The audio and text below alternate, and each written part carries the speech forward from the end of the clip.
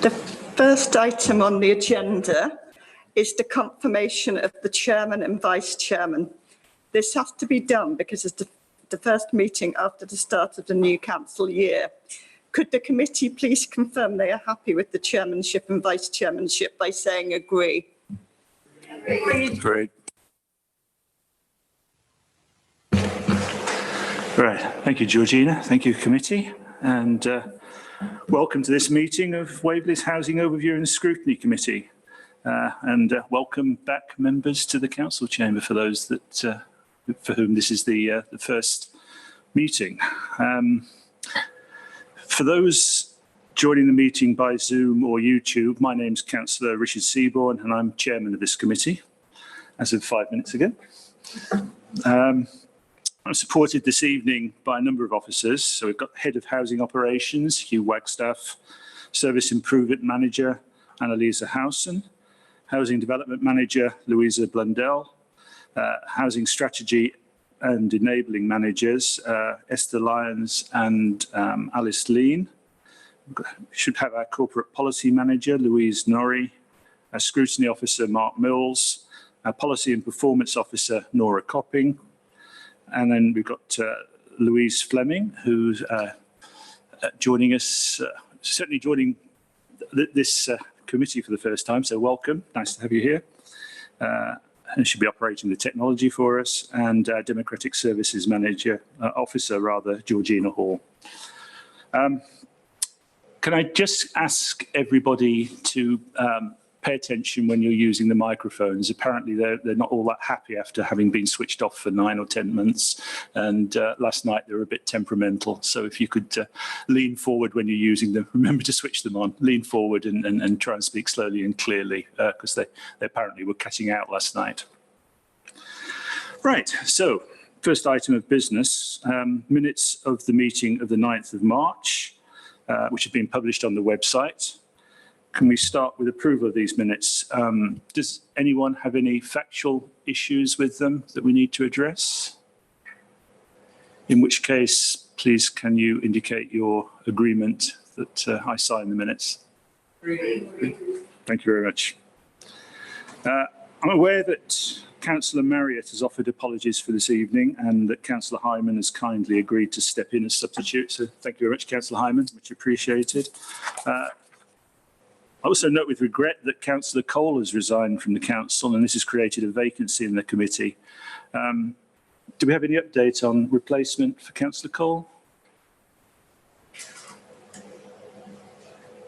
No, Chairman. Okay, thank you. And in addition to Councillor Marriott, I guess everyone else is here, so there can't be any more apologies. Oh, I beg your pardon. No, that's not true, is it? We have Dennis is not with us, so we have Gillian substituting. So thank you very much, Gillian, for stepping in as well. It's good to have a quorum of tenants panel members. Have there been any declarations of interest received in relation to this evening's agenda? No, Chairman.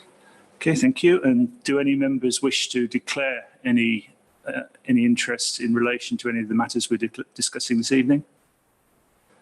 No? Okay, thank you. Have we received any questions from the members of the public? No, Chairman. Thank you. And from members? No, Chairman. No, good. Right, that's the initial bit over, so we can get on to the substantive parts of the agenda.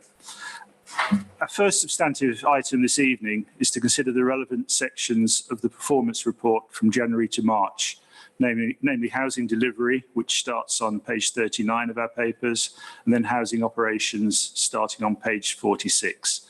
So I'm going to hand over now to Nora Copping, our Policy and Performance Officer, to lead this item.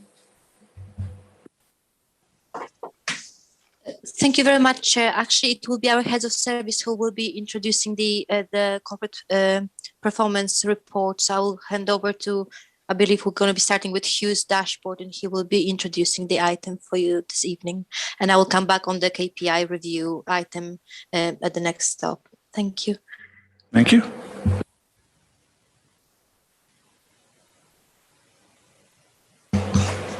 Good evening, everybody. In the absence of Andrew Smith, I'm Annalisa Houghton, and I'm going to take you through the Q4 report for housing delivery and communities. So, as I said, this is the Q4 report, so it's January, February and March of this year, if you can think back to the springtime. And it's also obviously the end of the financial year 2020 to 2021. So on the second page of Andrew's report, you'll see the commentary around housing delivery. We're delighted that we had 37 new homes on site A in Oxford Ridge. We gained planning permission for 5 further sites. We secured next step funding for 2 new homes, and we also acquired 3 new homes at Whitley as well. Within the Housing Strategy and Enabling team, they supported the delivery of 130 new homes throughout the whole financial year, despite the pandemic and ups and downs with housing associations and builders and contractors. They've also worked on the affordable housing supplementary planning document, which has recently been approved, which gives clear guidelines for developers when they're assessing development opportunities. And we've also been able to use our commuted sums to help ensure that there was some social rented homes provided at a development in Cranley. The private sector housing team have had an interesting year, as we all have with COVID. They've had a lower number of inquiries generally, but we have seen an increase in requests for assistance with public burials. And as we've come out of lockdown, we've seen an increase in the number of requests for disabled facilities grants and the heating grants as well. Within the housing options team, we've secured some sleeping funding for an outreach worker and a tenancy support officer, as well as providing some bed spaces. And they've worked extremely well during the pandemic and are now preparing for an expected increase in homelessness as the eviction rules are changed and we see people in private rented potentially losing their homes.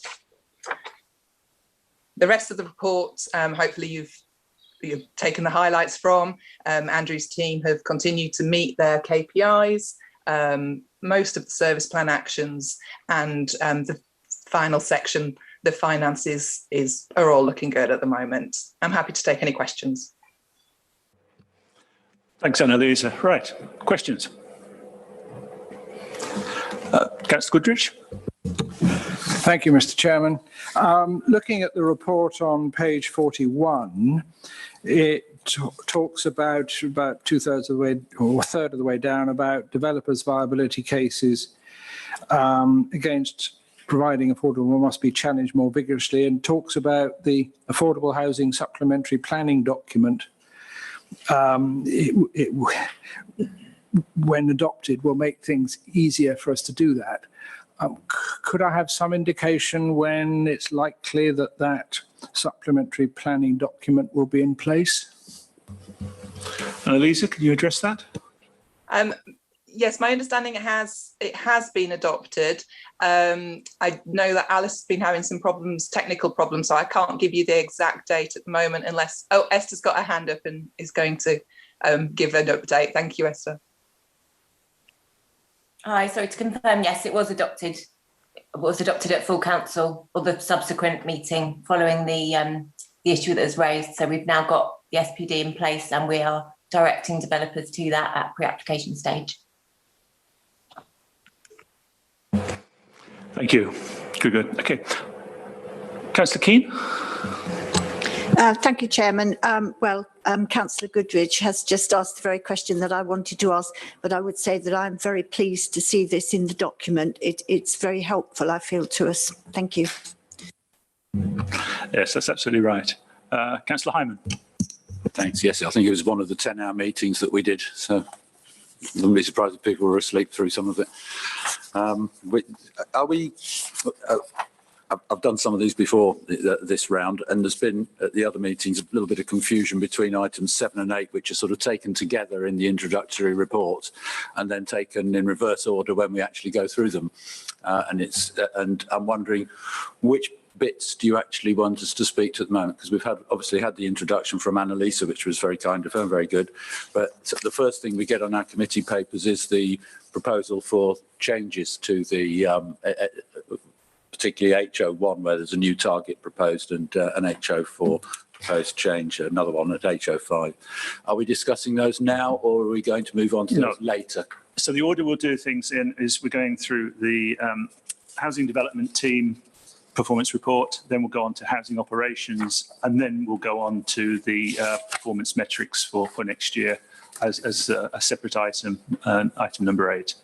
Okay, so do you wish to raise a question in relation to housing development?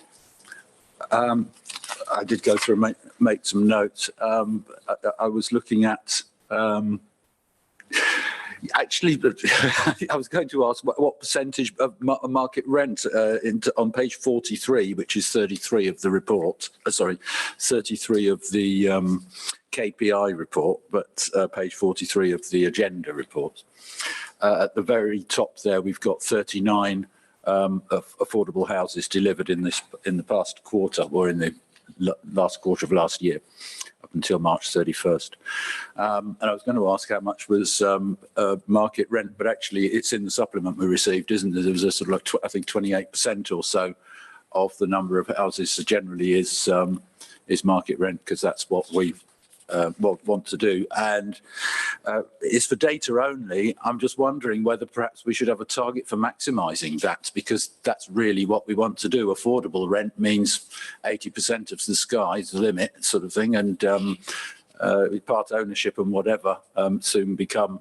It was an initial subsidy, and whilst I've no objection in principle to helping people on to the ladder or whatever, I think it's social rent that we really want to try and make sure we've got a good supply of really affordable homes. So, you know, whether perhaps when we come to the looking at the new indices, new targets, whether we can perhaps discuss whether we want an indication of that or some sort of target for the number. We can't affect it greatly, but we need to be trying to affect our decision making to head that direction, I think. I don't know what other members think. Does Annalisa's section take us through to page 36 of the key successes and lessons learned? Page 46 will be the next item, which we'll address in a moment. I think I've done then, thanks. Right, okay. So does any of the officers, Annalisa or Esther or Alice, wish to respond to Councillor Hyman's comment about targets for the percentage of social housing? Probably not in any great detail, because we'll have an opportunity to discuss it more in a moment. But any initial comments? Just to say that sorry, Chairman, is that okay to respond on that? Absolutely, please go ahead. It will be picked up in our new housing strategy that we're just beginning to work on. So if it's a KPI that members would like monitored going forwards, that's something that we can do. We're certainly looking at, reducing the affordability of affordable rents as well as providing more social rents. So both of them bringing the rent levels down from 80% to nearer 60%. So it's something we're working on. Okay, that's good. I think that's an adequate response for now. Is that okay, Councillor Hyman? Yeah. Good. Thank you. So, okay. Yes, excellent, Chairman. Thank you. Good. Councillor Baker. Thank you, Chairman. I hope the microphone's working properly. If I can take members to page 41, otherwise 31. It's just a matter of quite fine detail, but there's mention made of a panel of independent consultant viability assessors.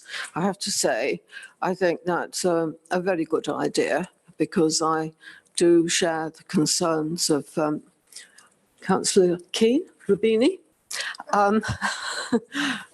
Take my pick, perhaps, about this vexed question of viability. And I just wondered what sort of pool we're going to draw on for recruiting these consultants and the method of payment. I mean, do we establish a scale of fees, or do they come and say to us, we want this much? I'm just interested to know how it gets set up, really. Thank you. So can I deflect that question to Annalisa? Or would you, okay, so Esther's offering to answer that one. So please go ahead, Esther. Thank you, Chairman. This is something we're currently working on with Patrick in procurement, and at the moment, I'm not sure that I can say the name of the 4, but we have got as far as procuring 4. So it's a pool of 4 consultants. They're independent private companies who will be able to carry out independent assessments where a planning applicant submits a viability case. And we plan to conduct this work on a sort of rotational basis. So now that the panel's in place, or it's nearly there, we've got to sign contracts, and that's why I'm being a little bit cagey about the names of the companies. But once they're in place, we will be able to rotate the work fairly and ensure that we're getting value for money. So these 4 have been selected from a much larger pool who've all tendered for this work. And based on the quality and the value for money of their bids, we've now got these 4. And it means that we won't always be going to the same provider. So that allows for conflict of interest where one viability consultant has worked on a planning application. We'll obviously make sure that that one can't then be the independent assessor. So it puts us on a stronger footing for challenging developers where they're saying that affordable housing isn't viable. So we'll be able to update members once it's all signed and sealed. We'll certainly be able to update you on the procedure that we've set up for it and who the companies are. Is that okay? Seems clear to me. Is that okay? Thank you. Yes. Thank you very much. Excellent. Thank you very much. Good. Any more questions? In which case, I've got the floor, so I'll just chip in with one comment and one question. The comment is that we've got several pages of commentary here, but no mention of improvements in energy efficiency or reduction in CO2 emissions as a result of delivering new properties. Given how important the council takes the issue of improving our energy efficiency and reducing CO2, I rather like to invite, well, it'd be Andrew Smith, but Annalise on his behalf, to consider including some basic commentary in each of the subsequent reports, so that we can actually see what we're doing towards the climate change challenge. So that's a recommendation I'd like to put forward, and I would hope I have support for that. And then I have a question relating to the low numbers of planning applications highlighted on page 51. Is this due to the low numbers of applications? Sorry, is it due to a low number of applications submitted, or are we actually suffering from the challenges that the planning department are currently suffering from with their new software and remote working? Is that something Annalisa could address, please? That will be Alice who's going to answer that question for you. Thank you. Yes, I'd like to comment on the low number of planning consents in this quarter. To avoid double counting and duplication, we only record the consent at the initial time, so we wouldn't be reflecting it in the numbers if it was a reserve matter or a deed of variation or so on. But we can make sure that we do include that in the commentary which goes along the performance indicators.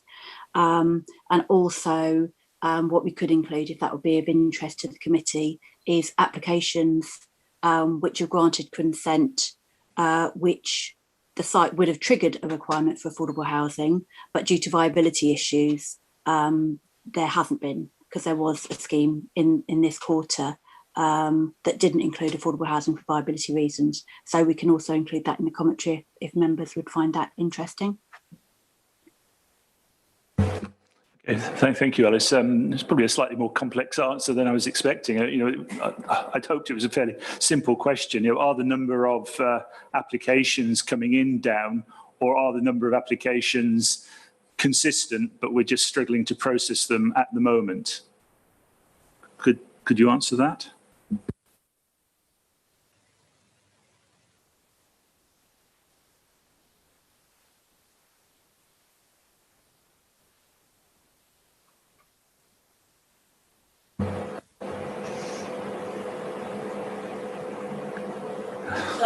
Alice, are you okay to answer that?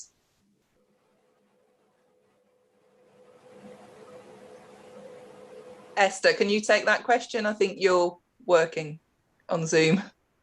Sorry, yes.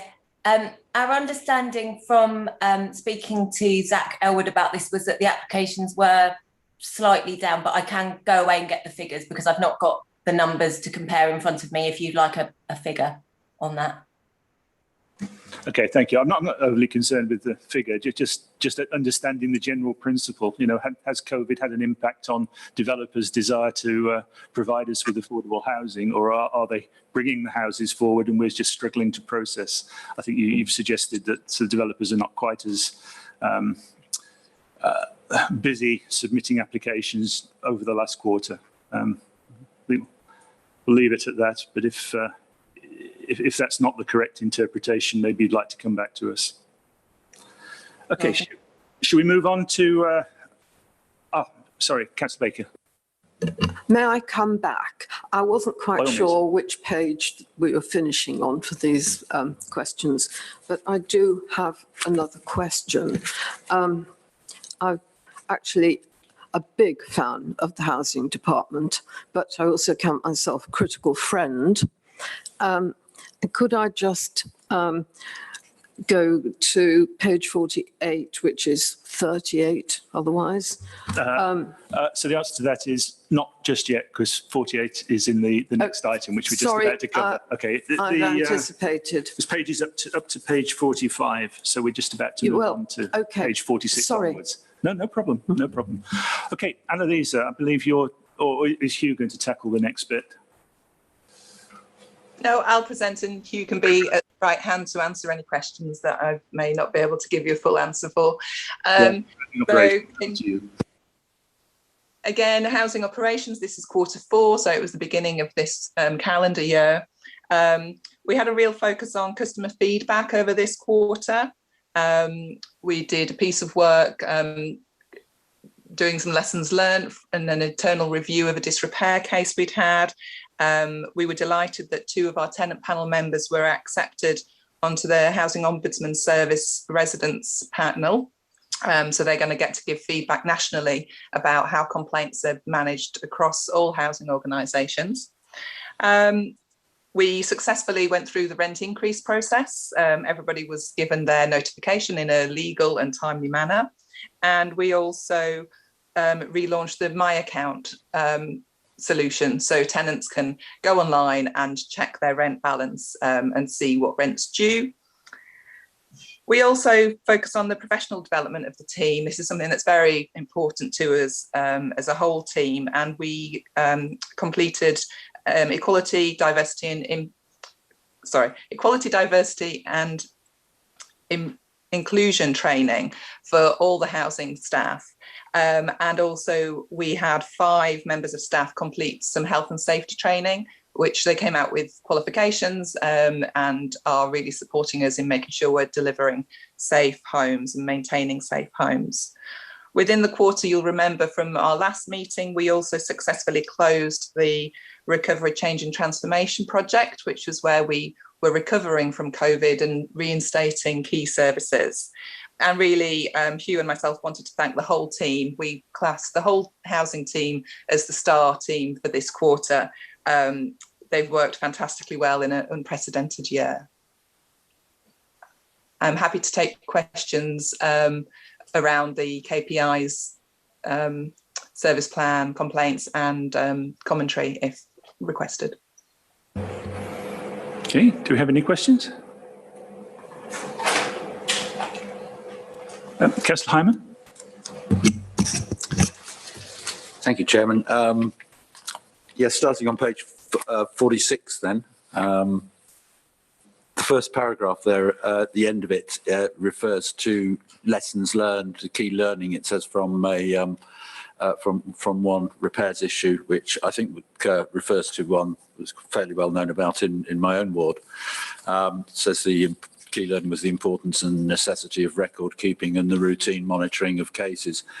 To me, actually, there's another thing that we could have learned, because when that came up, it blew up into a large issue, and for a start, nobody really knew which ward it was in. Well, I did, obviously, because it was in my ward, but everybody else doesn't know where the board boundaries are, so they didn't know.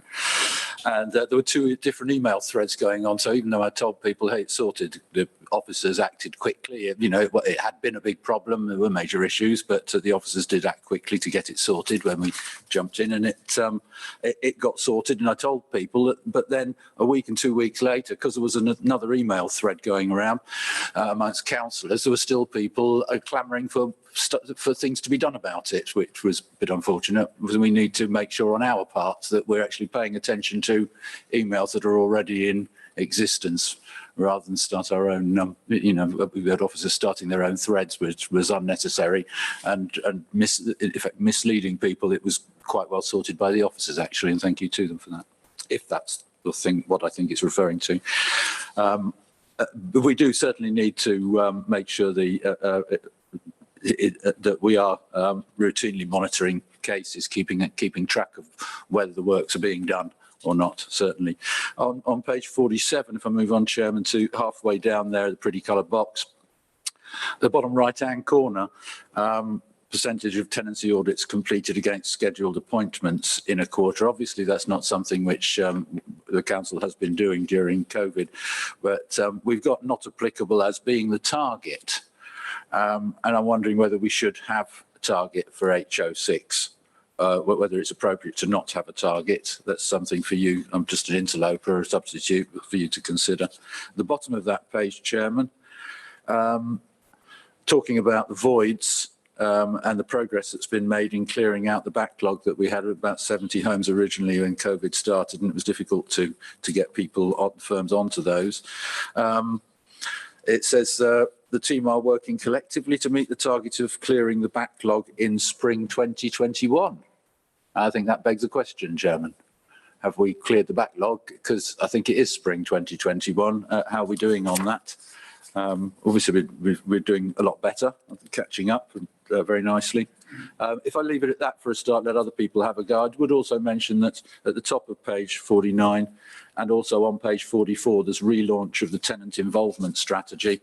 I think perhaps we need to do it a little bit differently, because it's been relaunched virtually every year since I've been watching, over 20 years, in some form or another. And we need obviously to make sure that it's becoming more effective every time we relaunch it.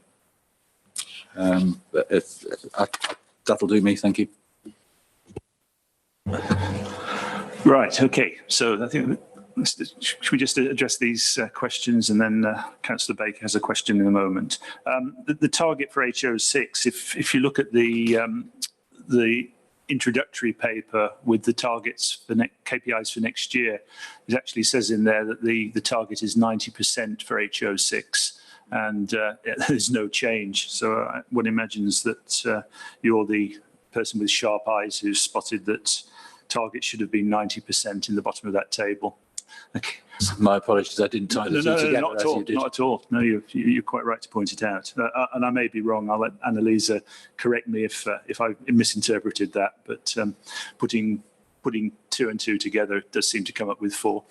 And then we've got the backlog on voids and the tenant involvement strategy. So can I pass that to Annalisa to address, please? Thank you. Thank you for your comments, Councillor Hyman. I appreciate your additional lessons learnt about that email chain and double efforts. So that's good to hear that you'll be looking at that your side as well. Yes, unfortunately, there's been a typo in that table. We do have a target in place for tenancy audits. So we'll be looking to report that next year. Just to let you know, unfortunately, we were unable to recruit to the post that would be supporting that target and getting the monitoring and the system set up correctly. So there may be a little further delay in that, but we are working hard. And once we get recruited to that post, we'll be making sure that that comes to you. And yes, you're right, spring 2021, we were aiming to reduce the backlog. You'll see from the figures we have reduced them from where we were at, and don't want to steal next quarter's thunder, but we're looking at working well, and that number is continuing to decline, and we're working with a manageable number of voids and making sure we're reletting homes as soon as practically possible. Good. And there was a question about the tenant involvement strategy. Yes, sorry, that's right. We're just clarifying with plain English at the moment to make sure we can get a charter mark for that, and we will be relaunching it online. And we have some tenant events planned in September. We're hoping to be able to do face-to-face events with groups of tenants, which we will be sharing the strategy with them there. And we've really increased the ways in which tenants can get involved, and we're really you may have seen within the commentary that we got in contact with all tenants when we sent their rent account statements out, really giving people an update and asking them to keep in contact with us, let us know what we're doing well, let us know where we're failing them, and really keep that communication open with them. So we're hoping that the tenant involvement strategy will enable us to further that discussion and keep lines of communication open with residents. Thanks very much. If I can just follow that up, thank you very much, Annalisa, for that. Obviously, there is a number which is a backlog, and on a Monday, the minute that a property becomes void, that might be counted as a backlog as one. It might be counted as a backlog once it's gone past 21 days or whatever our target was, and we might have 10 come up in a week. So obviously there's going to be a backlog anyway. What number is a normal backlog that we aim at, and where are we in relation to that? Did you understand what I'm saying there? Because we're saying here that 28 homes have been vacant for less than 28 days. So we're obviously doing very well. We've pretty much caught up by the sounds of it on that. Knowing we've got 5,000 homes and the churn on them, we must be very close. But I'm just wondering what's acceptable and what's the target? How good are we aiming to be? And how close are we to that? Thanks. Okay. Shall I answer that, Hugh? Please do, yes. So I think a general target is around under that 30 mark. And we did actually approach that. I think we got down to 31 voids, and this is all void, not just with the contractor. And we have crept up. So we've gone back up last time to about 38. So we haven't sort of beat that barrier of the 30 mark, which I really thought we were going to do. So if you're pushing us for sort of what is the backlog, I would say around eight voids currently, but that can go up and down. We seem to manage to get down to near 30, and then it comes back up. But we haven't, as I say, we're keeping it under that 40. And what we find with the voids, which is one of the challenges, they're not consistent. You could have, 3 or 4 new voids one week, and then suddenly you could have 12 the next week. And so that's one of the challenges the team has, and the contractor specifically has, because you can imagine if you have double the number of voids you had the previous week, it's about managing your workforce to achieve the turnaround time. Hopefully that answers your question, Councillor. Actually, I just hope that other members of the committee do appreciate that must have involved quite a bit of good work on our staff's behalf in order to get it down to that level and in the situation that we've been in over the year and a half. So I do appreciate that, and I think well done. Thanks. Thank you. Yeah, I'd just echo that. So if you'd like to record that in the minutes, that the committee is appreciative of the effort that the housing team has put in to catch up on the void situation. I think that would be appropriate. I think I had Councillor Baker next, please. Yes, thank you, Chair. Well, I think I'm looking at the same paragraph as my colleague here to my left. But I just wanted to flag up a concern about responsive repairs. I mean, I think the council has performed, the housing department of the council has performed fantastically well over this very difficult period. And they had the added problem of backlog of repairs for reasons we know about. I think it's the 1 weak spot in our performance as a housing authority for reasons we know. But it does impact so directly on the tenants that I'm a bit concerned that the surveys were restarted in January of this year and we haven't got insufficient data for meaningful reporting. And I think it'd be really useful to expose what figures we have got to the cold light of day. I'm quite concerned about it. I've no real indication from anything in these papers to say how satisfactory the situation is. The target is 7 days to repair. Sometimes that needs, obviously, that's an average, and that's a target. But I do hope that we're going to have, maybe I could have anecdotal reports offline, but before this comes back to us at some point. But I am concerned about it. Thank you. Okay, Hugh, I've got your hand up. Is it up to address this? Yes, please. So, Councillor Baker, I totally understand your concern about the lack of data, giving you feedback on the complaints. But to be truthful, in this quarter, until around the March time, the repair service was struggling.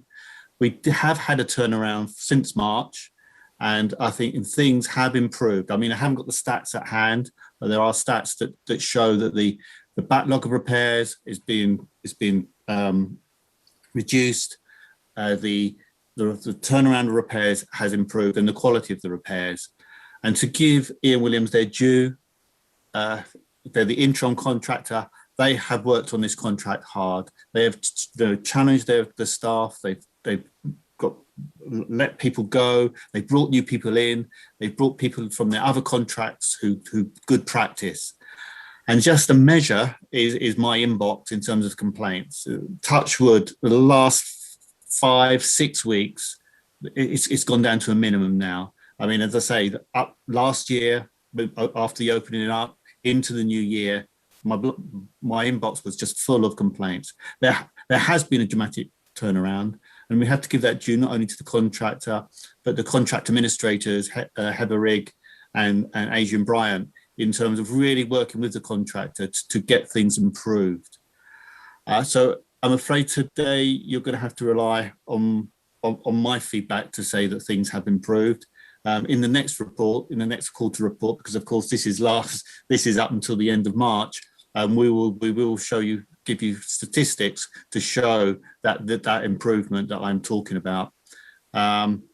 I don't know if the tenants panel have had any feedback recently about the repairs and maintenance system that they can give feedback on, but personally, I think things have improved. As I say, there are compliments fed back, which we weren't getting. And in particular, going back to the voids, we're getting compliments on the standard of the work in the voids. As I say, there's 3 that I can remember in the last couple of months where tenants have bothered to write in and say, the new home is fantastic. So I hope that gives the council reassurance. I do understand her concern about the lack of data to back up what I'm saying, but we will provide that in the next quarter report. Thank you, Chair. Thanks, Hugh. So we'll get the data next quarter, and Terry was indicating that the tenants panel haven't heard anything. So thank you very much, Chairman. I'm very pleased with the answer. Good. Okay, I think I've got Councillor Goodrich next. Thank you, Chairman. I was going to raise something on responsive repairs because the third paragraph on page 46 says it's not performing well as it should, and I think we've had an explanation where that's coming from, but I was going to ask the question, is it our officer shortage of time, or is it Ian Williams, our temporary operator? But I'll leave that. Can I raise the question on the gas safety performance? 5 tenants are social distancing, are in lockdown and are shielding. I'm concerned about their safety, if you like, from the gas point of view. I mean, lockdown can last a long time. They're going to be in their homes the whole time, and we're not looking to see if their gas supply is safe. There has to come a point where one asks a tenant, can you put yourself in the bedroom or somewhere so that somebody can come in duly protected and so on and so forth and inspect that gas. And I think just to tell us, sorry, I'm shielding, therefore you can't inspect my gas supply, is something that does cause me concern. And what we're doing about the others who are just not answering is obviously the correct thing. We go to the court and get an order that we can go in. But I would just like a little bit more feedback as to the weighing up the two evils, if you like, of a shielded person coming into contact with people coming into their home against their safety of their gas supply, because it may, I would hate, an explosion of their gas because we've just not gone in because they said they were because they are shielding.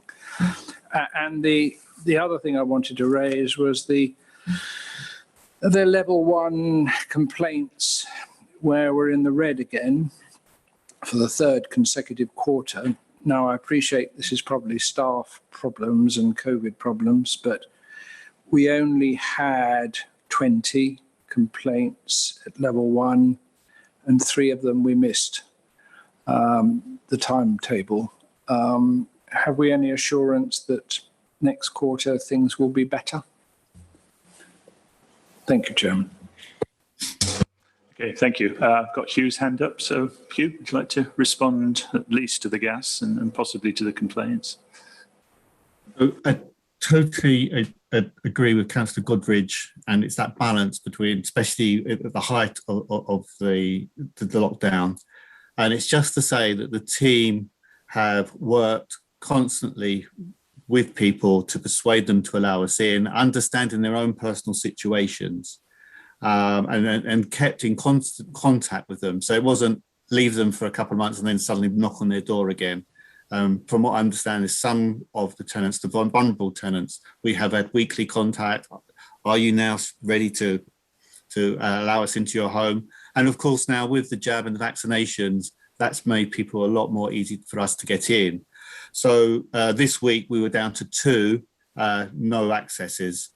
And as far as I'm aware, these were not long cases due to that have been long outstanding.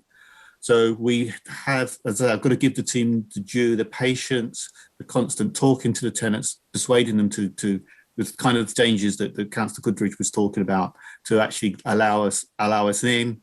The contractor again wore a lot of protective personal equipment, uniforms to again give that reassurance and to give that protection. So there was an awful lot of work during this time to ensure that we keep to that target. And as I say, I think now we've moved forward with people who've got the jab there. People are opening their homes up to us a lot more easier than during last year specifically. So I hope that gives reassurance. And this, as I say, is a constant priority for us, ensuring we get the access. Thank you. Complaints. We do really try hard. There's some officers. So the reds are not because we leave complaints and just don't deal with them. We have a challenge with some officers wanting to totally resolve the complaint before they write the letter, and we've been working with some of the team to actually, you've actioned it or you've got actions in place. You need to respond. You need now to actually respond rather than waiting for everything to be completed. So what I'm trying to do to reassure the committee, this is not due to people just ignoring complaints. They're actioning them, but they're not writing the letters quick enough to actually close the complaint down. I'm not sure about this quarter. I don't know if Annalise has been monitoring how we're doing this new quarter, what it would look like in the next report. But I wouldn't be surprised if, again, we've got one or two that don't reach the target, I'm afraid, Chair, if I'm to be truthful. But we are constantly working on this. But please, I'd like to repeat that this is not due to us ignoring complaints. Thank you. Thanks, Hugh. Is that an acceptable answer, or do we wish to make... Yes, I wasn't implying that we were ignoring complaints. It was just the timetable. And I am reassured on the gas. Clearly, things have moved on since this quarter's report. Okay, thank you, Hugh. Councillor Keane. Thank you, Chairman. Just going back to repairs, I did speak to a tenant not very long ago who had, prior to Ian Williams' team going in, had some horrendous work done by the previous contractors. And I did see it for myself, it was pretty poor. But she is absolutely delighted with the work that Ian Williams and his team have done for her. Everything's been put back to as it should be, and she was saying that they should be congratulated because she was very happy. So a pat on the back. Okay, well, it's nice to hear. Councillor Hyman. Yes, thanks. I mean, my own personal experience is that I think there's been a problem for quite a while on the way that we organise communal repairs and reporting. It's very difficult for any of our tenants individually to know whether a communal repair is going to be done, has been done, or whatever. Very often, if a repair has been done replacing a bulb and it wasn't fixed, you don't know that it was done and they've been, or whatever. Do you know what I mean? It's very difficult. We haven't really got good systems in place still to keep track of communal repairs and how they progress. But there certainly were problems with Ian Williams trying to fit it in alongside everything else they were doing when they came into this contract. It wasn't good. But general feeling I get certainly is that things are definitely on the improving. What I'd like to know is how are we getting on in respect of the new contract, because that's what matters. I mean, we're in an interim period really with Ian Williams, so that we don't like to complain about them. They do seem to be getting things right now with a lot of effort from the council, I must say, to help with that. But how far away is the new contract? Can you just remind us? Hugh's going to address that in another item shortly. So you'll get a full update as to progress on that. The item that Councillor Hyman mentioned there about residents understanding where work has or hasn't been done on communal areas, he seems to have hit on something that might be a problem. Would either Hugh or Anna, well, Hugh, you still got your hand up. Would you? Oh, no, it's a new hand. It's a new hand. Would you like to talk to that then? I will do. Yeah, thank you very much for that insight, Councillor. And I need to think about how we can give that feedback on whether, like they do, I suppose, in sports centres where they put a little sign said this is when there's something not functioning. This repair was reported on so-and-so date. Something like that. How we set that system up. So if I can go away and think about that. But just to reassure you now, we have got a system in place where every communal area is inspected on a monthly basis by our community and estates officers, looking at the repairs, the safety of those areas, working with tenants if they've got belongings in the common areas, getting them removed, etc., clearing areas. So I'll ask them to think about the insight that you've given us. I think we may be able to come up with some kind of solution. But just again to reassure members, the common areas are important in terms of health and safety, and important to residents in terms of the curb appeal of their properties. That we have got a regime of maintaining them and cleaning and inspecting those on a regular basis. So thank you very much. Thanks. Okay, well, so that's a useful item. If we can capture that, that sounds like an action for a report back in September. Right, I've got one quick question, and that's relating to my patch. Could we have an update on how the Legionella pipe work is going on in London Court? I've had no complaints, which tends to suggest you're doing an outstanding job. apart from the little spillage last week, was it? But are things going well there? So, yes, Chair, the things are going very well. We should finish by the end of June, testing in July. I'd say the relationship with residents it has been very good. We did have the one incident a couple of weeks ago where a tenant did get flooded out, but staff did respond amazingly, and the tenant, I think, appreciated the response. I say we were lucky; we had some empty flats, so we were able to move him into while his property dries out, and we decorate it. And again, the contractor again responded very well and did action to dry the flat up. So I think it has been a complex job and seems to be going well. I'd say the important outcome is that we end up with a scheme without any Legionella. And again, we will report that to you at the next committee. But just generally, things are going very well. Thank you. That's excellent. That's good to hear, Hugh, because it's quite a complex project, and my residents in this particular senior living development are not shy in calling me. And I got a call from one of them a couple of weeks ago, and I thought, oh no, it was about something completely different. So well done, well done. Right, so there's essentially one recommendation relating to these reports, and that's we have to consider the performance service areas under our remit as set out in Annex 1 and make recommendations to senior management or the executive as appropriate. So I've jotted down a couple of things. There was one that we'd like to see in the housing development reports in future months, some comment about how we're getting on with energy efficiency improvement and emissions reduction.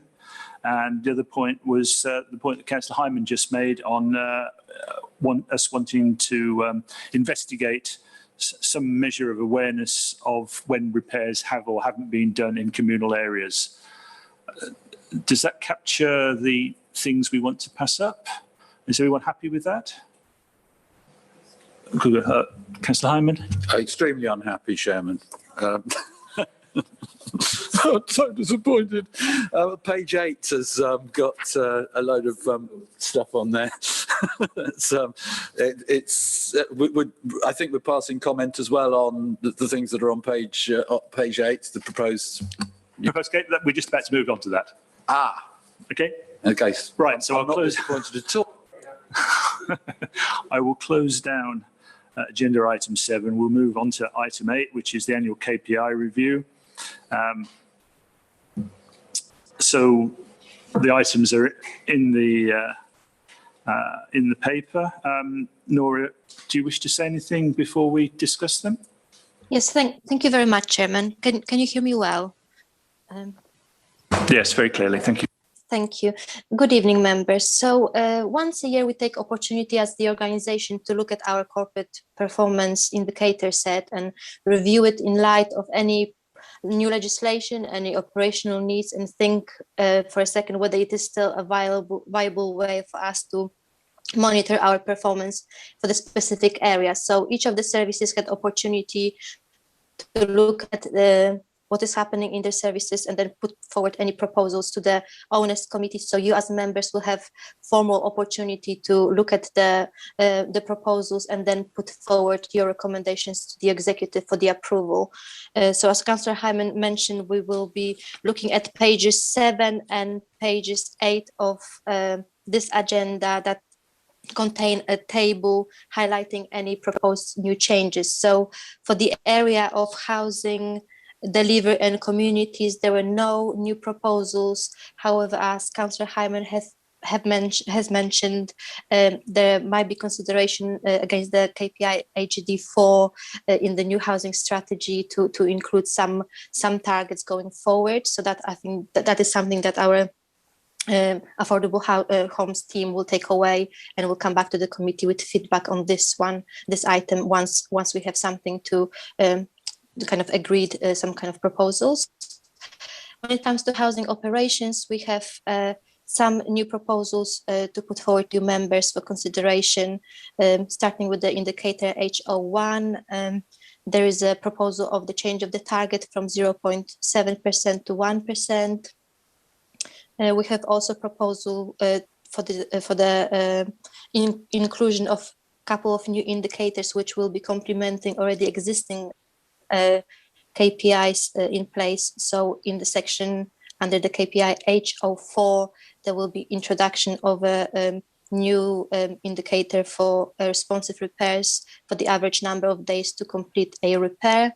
And there was a proposed target of 7 days put against this KPI, new KPI.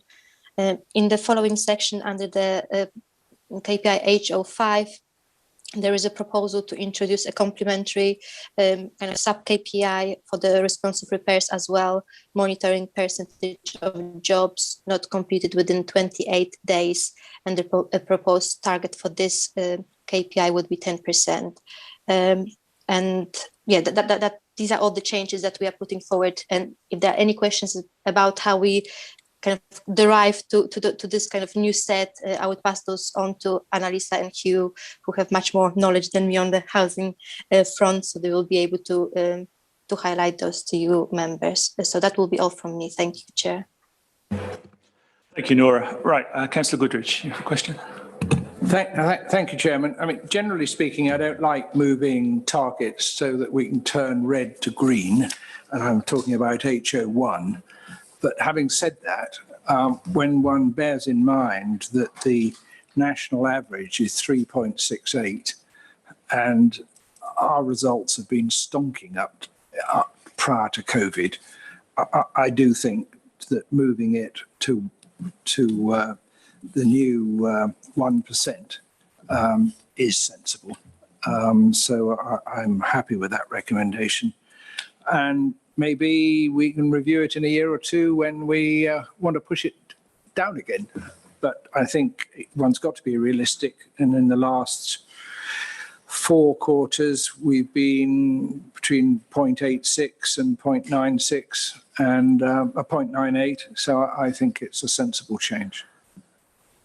Right, thank you. Councillor Hyman. Well, I'm sorry, Chairman, but I just have to disagree completely with Councillor Goodrich. No, I don't see any reason why we should change it. We're in strange times. We all know that why these red boxes are here. I agree with his first comment. I don't think there's any real reason to change these into a green one from a red one, just for the sake of making it look prettier or nicer for us. We want it to be better than it is. Let's face it, we've always managed to do, you know, keep it under 0.7% of arrears. So we hope it's going to go that way in future. With the end of furloughing, it might zoom up to 2 or 3%. We might be up with the rest of the country for all we know. But I don't think that's any reason why we shouldn't aim for normality and aim to be back doing what we were before. So my own pitching on that one would certainly be, I don't see any reason why, you know, this is short term. Let's assume it is. Let's hope it is. We don't want to naturally assume that long term we're going to have problems from COVID causing further arrears. So, you know, but hopefully that'll catch up in time. And with the other items that we've got, HO5, the responsive repairs, was it completed right first time? I think we just need to be a little bit careful on the definition of first time, because if first time includes a visit, I mean, I've been a contractor myself for Waverley Subbing in the past, and obviously other businesses, but not with Waverley.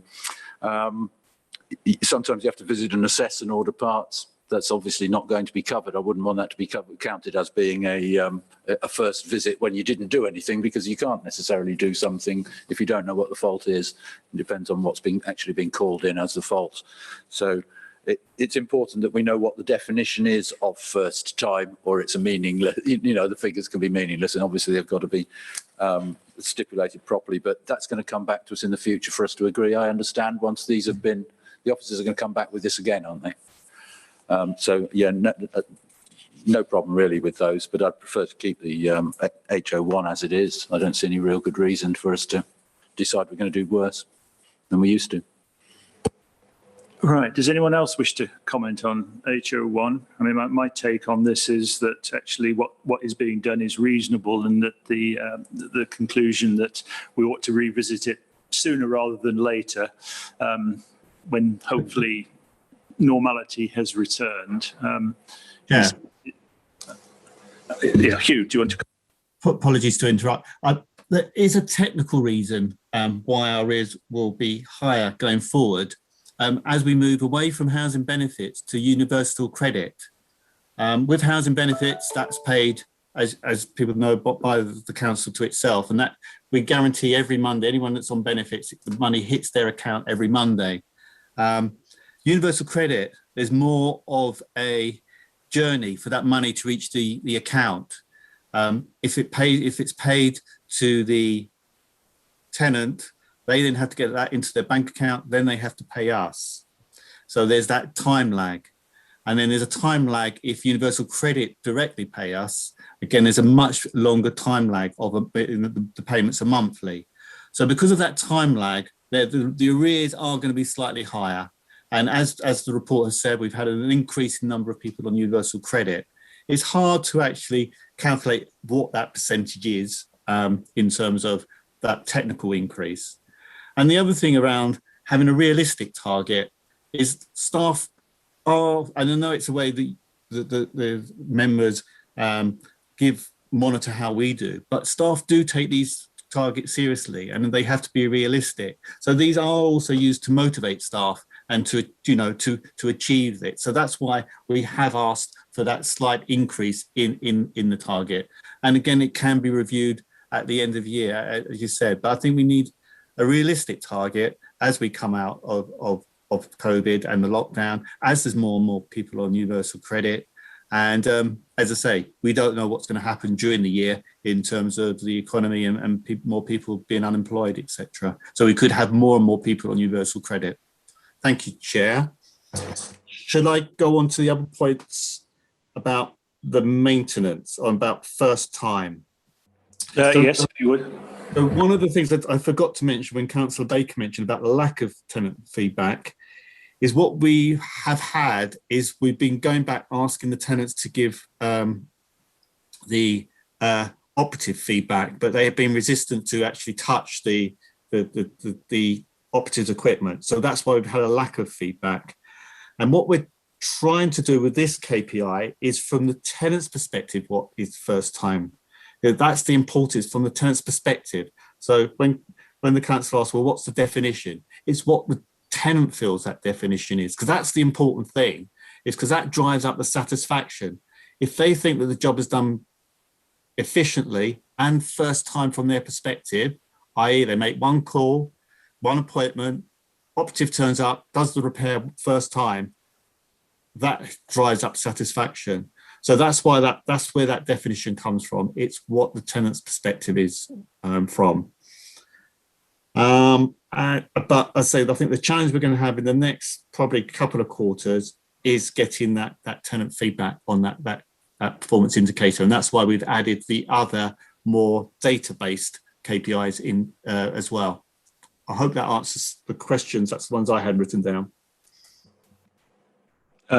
Councillor Hyman, should we come back? Yeah, be happy to defer, obviously, to Hugh's greater understanding of what we're facing. But I still am, as a matter of principle, when we are doing 0.86, 0.98, 0.96 and 0.96 for the past 4 months, that we're going to set ourselves a target of doing worse. And I just don't think it's right to do that. That's all, but if 0.9 maybe, but not worse than to aim to do worse than our staff have been managing to achieve. Just doesn't really make a great deal of sense. But that was really wanted to. I did want to comment on the last thing that Hugh was talking about, but I've completely forgotten what it was. So right. In which case, I'll pass. Further questions? Right, okay, I've got a couple of comments. On HD4, I'd find it helpful if the numbers that we get, rather than having the total number of affordable homes, could we actually have it split out into those delivered by Waverley and those delivered by other entities, just so that we're looking at those numbers regularly and just getting a feel for how well we're going along? I find that helpful, but maybe officers want to comment on that. And the other item I've got, which I find quite a big one, is that we haven't got any KPIs here given related to the improvement in energy efficiency or reduction in CO2 emissions from our own properties as a consequence of our new build ventures and any remediation works that we're doing. And I appreciate that we're in the process of developing the new asset management strategy, which almost certainly will have targets in it, and that maybe we're not quite at the place where we have a firm target. But I kind of think it'd be useful to at least have a placeholder in here to remind us that the largest share of operated emissions in Waverley's portfolio is coming from housing, and that we've got 10 years to do something about this, and it'd be rather nice to see how it's going along. So can I put that back to the officers to think about, and could you consider coming back to us with a proposal for some kind of metric, even if it doesn't kick in immediately until the asset management strategy has been finalised, some kind of metric so that we can see how well we're getting on a regular basis in moving towards meeting our emissions targets. Comments from officers on that, please? Yes, I'd like to comment on the question about the split between units provided by the council and also registered providers. And that is something that I'm going to include in my presentation a little bit later when we're talking about the housing strategy. But it is something that we record already. So that's information that we can provide to the members quite easily. Thank you. Okay, thanks. And Annalisa? Thank you. My hand was from the comment before, just to kind of reiterate what was in the report and the changes for the responsive repairs KPIs. Historically, on the old contract, you may remember that we appointed an independent market research company to contact tenants and get their views. And that was the information we reported on the quarterly indicators. With the end of the former contract and the fact that we're in an interim contract, we're not now having that independent survey. So therefore, that's why we're looking at the more database ones. When we get the new contract up and running, we will reinstate the independent survey with tenants. So we get to hear from the horse's mouth how tenants have, what the experience was for them during that responsive repair. So that was why there's the difference between the indicators in the interim. And we will definitely look at different ways that we can report on energy efficiency. As you say, there will be some information in the asset management strategy, which we can come back and discuss with you. But we need to be mindful that you might not get the information you want quarterly. It could be that actually the information is only reported annually, but that's something we will investigate and see what the best way to report that information is to you. Good. Thank you very much. Right. Any more questions?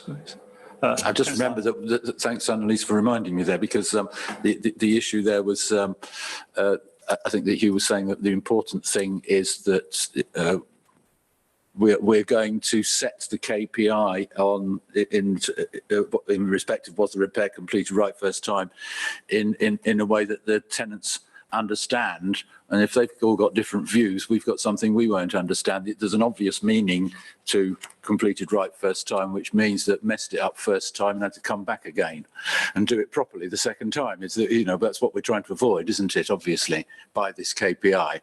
And I think we have to make sure that that is actually what it is telling us when we get the data.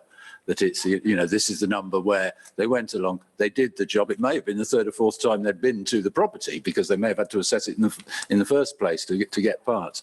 But, did they fix it? When they came out and fixed it, did it end up fixed, or did they have to come back and do it properly because the tenants had to complain about the standards? Or, that's what we want it to mean to us, I think, when we get the data. Thank you very much.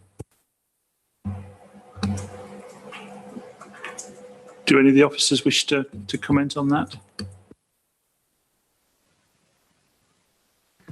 Yeah, I don't think so. I think we're all got the same kind of agreement what we want to achieve from that KPI.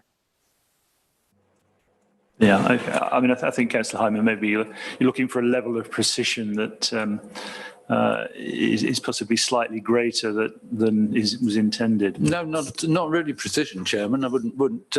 I'm just making sure that if we do get a number in front of us, we understand what that is and whether it's important or not. Because there's no point having it if it's not really giving us something we understand and can then translate into action if we've got a problem with it. That's why we're here as a scrutiny committee, I think, to try and make things better.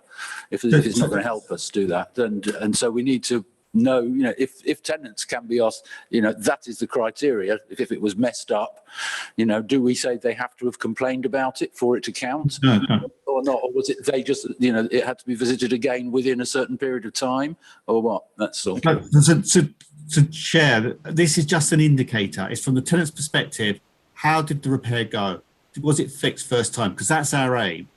Now, they're only an indicator. Now, if we have poor results on that indicator, i.e. we miss our target, then we have to do more drilling down with residents and tenants. Why are they dissatisfied on this KPI? So I think we need to be clear. It won't give us necessarily the answers, but it indicates there's an issue. And this committee would want us to investigate and report on why there was a low KPI. It could be, and the councillor has said them, there could be a huge amount of reasons why the tenant is not perceiving this as being fixed the first time. It could be all the way back that they had to make endless phone calls to get that repair done. The operative could have turned up and completed the repair like that. But it could be that they had to ring up 5 or 6 times for that repair to actually get registered. So it's the whole customer journey that can affect that response. Thank you. Okay, thanks you. I'm going to invite Tom Horwood to pass a comment. Thank you, Chairman. I certainly hear and understand both what Councillor Hyman is saying and Mr. Wagstaff is saying. I think it might actually be solved by just my colleagues considering how the sentence as it is in the quarterly performance report might just be slightly rephrased. And that would probably get rid of some of the confusion between what's being discussed. I think we're trying to find the same thing, but it might just be perhaps too short. It might need just a few more words to explain what the indicator is actually saying. Right, thank you. Okay, so we have a suggestion there. So I think if I can summarise what we've got, on HD4, we're going to just have that little bit of extra granularity, breaking out the Waverley delivery compared with other providers. On H05, officers are going to just take a look at the wording of the metric and see if it can provide a little more clarity so that we're clearer as a committee exactly what we're looking at. And then I've asked officers to go away and come up with a metric to measure energy efficiency and reduction in emissions. And if we could have that brought back to us at the next meeting, that would be very helpful, I think. Have I missed anything, or does that seem a reasonable reflection on the discussion that we've just had? Councillor Goodrich? Should we decide whether H01 being changed is a good thing or not? As Right. Clearly, 2 councillors have disagreed. I think and, officers the are going to bring committee- it back to us, aren't they? So that we can decide, or you can decide without me here. So then you get a better chance to have your way. So. No, I don't think that's what we agreed at all. Can we take a simple vote on this? Is anyone against the change in the metric?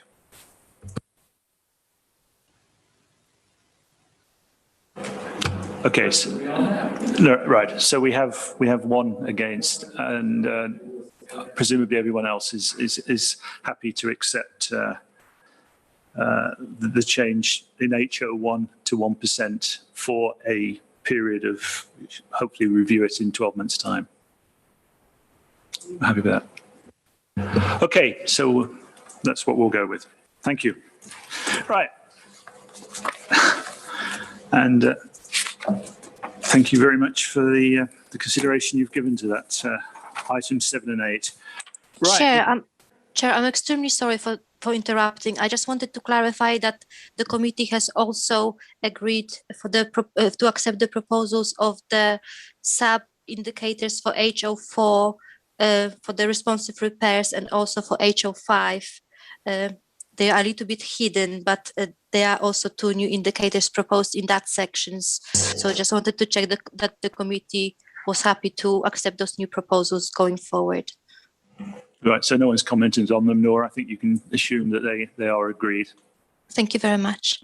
Thanks for keeping us honest. Right, thanks for your time this evening. Can we move? We've been keeping Esther and Alice waiting. Sorry about this, ladies. You've had a chance to help us out with some of the answers, but we're now moving on to the housing strategy update report. So I guess either Esther or Alice is going to lead us through some kind of discussion on this. So please, the floor is yours, ladies.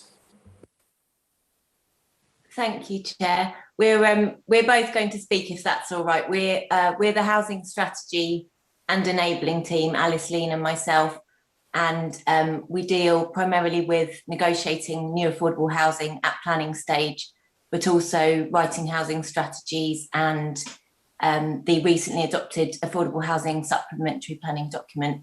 So we're both here. We're a job share. If you ever need us, email both of us. But Alice has done most of the legwork putting this update together. So I'll just give a bit of the context behind it, and then Alice is going to highlight some of the key trends and achievements after me. So this strategy was running from 2018 to 2023. So in theory, it still does have a couple of years life left in it, but directed by the executive, we are now going to be working on a new housing strategy to come into force later this year or early next year. So this is likely to be the last update on the current housing strategy. The current housing strategy was quite broad. It covered areas including private sector housing, development, homelessness, and housing enabling, working with housing associations as well. So it didn't cover the landlord function, and that will remain the same in the new strategy. But what we're expecting for our new strategy going forwards, which it's still very early stages, we sort of are scoping it out with councillors, but we are expecting it to have a stronger focus on sustainability in light of the climate emergency declaration, also a stronger focus on affordability, because we know, as councillors have mentioned this evening, that affordable rents set at 80% often are not affordable for those households in housing needs. So that's what will be happening going forwards, and I'm sure members of this committee will be involved as soon as there's something to share on that.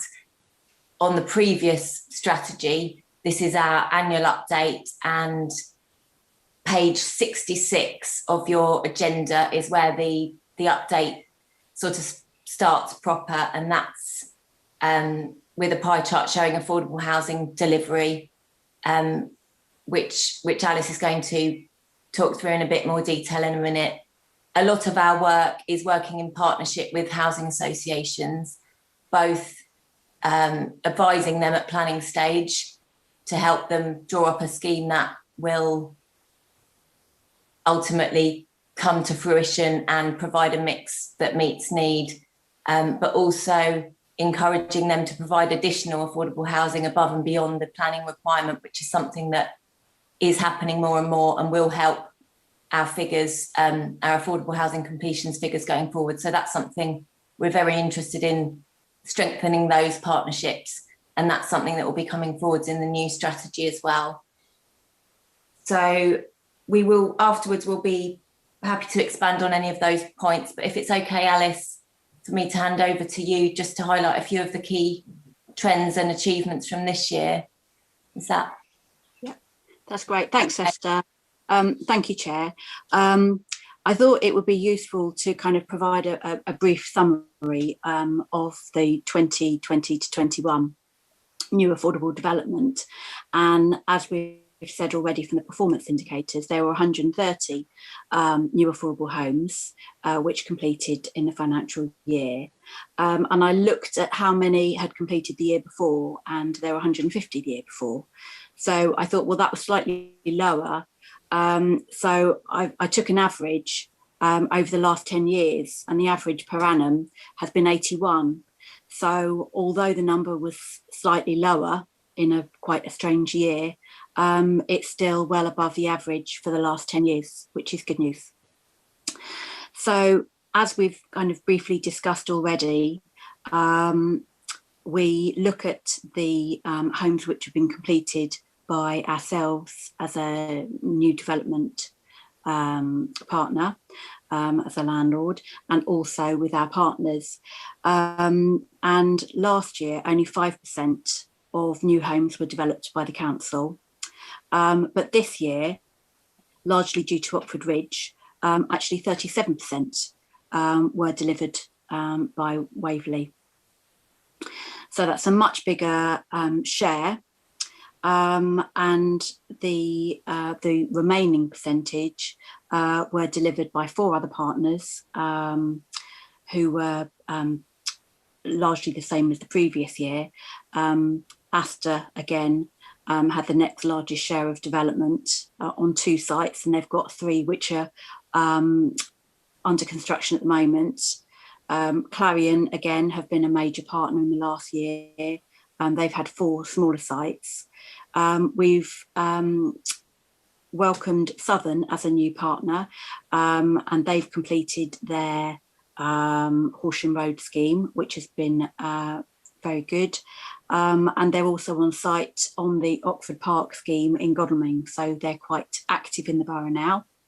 And also this year, English Rural completed a rural exception scheme, which, as you can imagine, is quite resource intensive and, you know, takes a long time to come to fruition. So we're very happy that there's that 100% affordable scheme for people with a local connection, and also isn't subject to right to buy in the same way as some of the other schemes.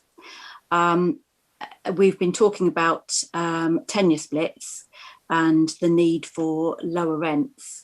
And last year, only 1% of new development was for social rents, or, you know, much lower rents, as opposed to this year, which was 28%, again, largely due to Horsham Road, Oxford Ridge, but also Horsham Road with Southern, where we provided some of our commuted summers grant to enable that subsidy, so those family homes can be provided at a lower rent. And as we've said, because affordability is such a key issue, that's going to be a big piece of work for the team this year, to look at rent levels and what is actually affordable to the end user in relation to local income levels. So that's going to be a very important piece of work and one of the cornerstones of the strategy. And finally, I looked at the split of bed sizes which have been completed this year, and most of them were actually 2 and 3 bedroom houses. But as you can imagine, that does differ from year to year, depending on the schemes. For example, Brightwells is due to complete on East Street this year, and that's all going to be 1 and 2 bedroom flats, 72 units. So that's obviously going to have an effect on the bed split. But that was a summary that I wanted to present to members, and we're happy to take questions. Good. So, questions, Councillor Goodrich? It's a simple question. 37 Oxford Ridge, brilliant. But is that the net or the gross extra? In other words, we knocked down some houses to build the houses. Is it 37 extra, or is it 37 new ones having knocked down X council houses to do so? It's a net gain of 38 overall, the whole of the site, so it can't be 37 already on one site. That must be a 37 completed. Yeah. Okay. But it is interesting that 37 is 28% Councillor of Hyman, its Waverley. let Alice answer that, please.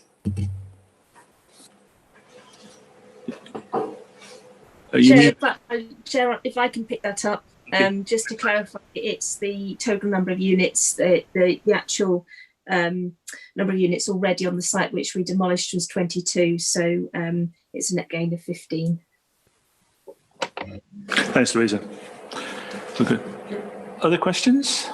There's a big appendix to this officer report as well. which made interesting reading yesterday. It occupied quite a bit of my day. Has anyone got any comments on that they'd like to bring up?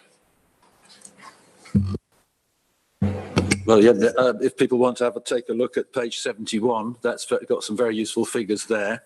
There's pretty pictures in there, and there's a nice little summary as well, that everybody should enjoy seeing, but it's in the supplementary document that came through. 28% of social rent, it says on the right-hand side there. I referred to that earlier on, so I picked that up at the moment, and I think, as Annalisa has said, that's going to change because there are no social rent, I understand, in the East Street scheme. When that's delivered, there will be 72 units, but I think they are all shared ownership, so that's obviously going to weight things quite differently when that gets opened up. Are we talking about the strategy action plan update as well? That's included in this. Yes, that's what I thought. One item. This is obviously when we're looking at page 74 there with H(a)(1) on page 74. Establish affordable housing delivery mechanism for Dunsfold Aerodrome. That's something which has gone on hold. But obviously, I assume this is a report sort of to 31st of March, and as of 31st of March, I think the council had only known about a fortnight before that there was likely to be a hold up anyway, so it wouldn't have been reflected in this report. Obviously, we don't expect there to be a massive amount of stuff to report over that year because of COVID, and I appreciate what has been done. But there was something in there that when we went on to Passive House later on. Oh yes, actually no, on page 91, when we get to the yellow bits, the pretty yellow ones on page 91, review condition of housing stock, and that's talking about the private sector, Chairman, not our own housing, but. We've been saying we're going to do that for at least the past 20 years since I've been around the council. So, should we just accept that we can't do it? I mean, what right do we have to ask private homeowners to allow us to survey their properties? I don't know whether it's something which, and obviously, yes, we can have desktop studies. Things are being done, but if we're being told that the latest position is that, and I quote the bottom right-hand box, this project has been put on hold due to the change in the council's position as a result of COVID-19. Should we perhaps be looking at that and saying, hey, is that actually a job for the government's climate change officers to do? If we're looking at, we're talking about the impacts on what needs doing to the private housing stock in relation to sorting out higher energy efficiency, really, I think is the main point of it, and decent home standard, I suppose. We can't impose a decent home standard on the private sector anyway. I don't think we've got a right to wander into people's houses and say, hey, and start testing them. We can pick up information from elsewhere, from house sales and that sort of thing, but there's only a small percentage of the properties. Should we even be bothering? Should we stop saying we're going to do it and not do it? Because to me, that's is it our responsibility to do it? We've got lots of things to spend money on anyway. Most of these things here, I see the officers, we are doing what we can. Basically, the officers are doing what they can, and I think they're doing a pretty good job there. But somewhere in here, there was something about passive houses. Was that in a different report or? It's about the homelessness. Oh yes. No, actually, it was in the design standards, wasn't it? The separate one that it mentioned, a passive house. So we'll talk about that when we get onto that, I guess. Thanks. Okay, thank you. So, do officers want to comment about the stock condition survey? I can. Esther, please. Thank you, Chairman. My understanding is that it is still the intention to Simon Brisk, the private sector housing manager, will be commissioning the work with the BRE, the Building Research Establishment, but it's a desktop exercise essentially. So they do use various sources of data, but I don't think they would be going into people's homes and getting data on energy efficiency that way. But my understanding that's still in the pipeline, and there still is the budget there for it. The last we knew, I think it was more that COVID just has held things up this year on that. The passive house, was mentioned in the update in relation to the Badgers Close modular homes scheme, which are being delivered to a passive house standard. And that's a real achievement because we managed to get grant funding from MHCLG for that. And I think Louisa will be covering this in her update, but this is to provide move-on accommodation for households who were homeless and who were temporarily rehoused during the pandemic under the Everyone In initiative. This is now going forward to provide some move-on accommodation for them. So that's a really good result because we've got government funding, we're delivering it ourselves, and it's going to be very energy efficient. So I think that's where that was mentioned in this report. Thank you. No, thank you. That's good. Right, Councillor Baker. Thank you, Chair. Firstly, I have a very simple question. I've seen a reference to Springfield at Dunsfold as a development completed this year. Now, I thought somewhere else in the papers, there's a certain amount of duplication in the papers, which makes it difficult to know when to bring things up. But I've also seen a reference to Springfield Elstead, which is the one that came to mind originally when I saw reference to Springfield. I'm just wondering if someone can clarify for me, please. And I do have another question on this report about it is about the two modular homes for the homeless to passive house standards. I think I better read up offline about passive house standards. But am I correct in thinking that there are two sources of money for these two modular units? So that's two questions. Thank you. Can I pass that on to officers? Yeah, thank you, Chair. The first point about the Springfield area, it was mentioned in the quarterly update and also mentioned in the design, I believe in the strategy.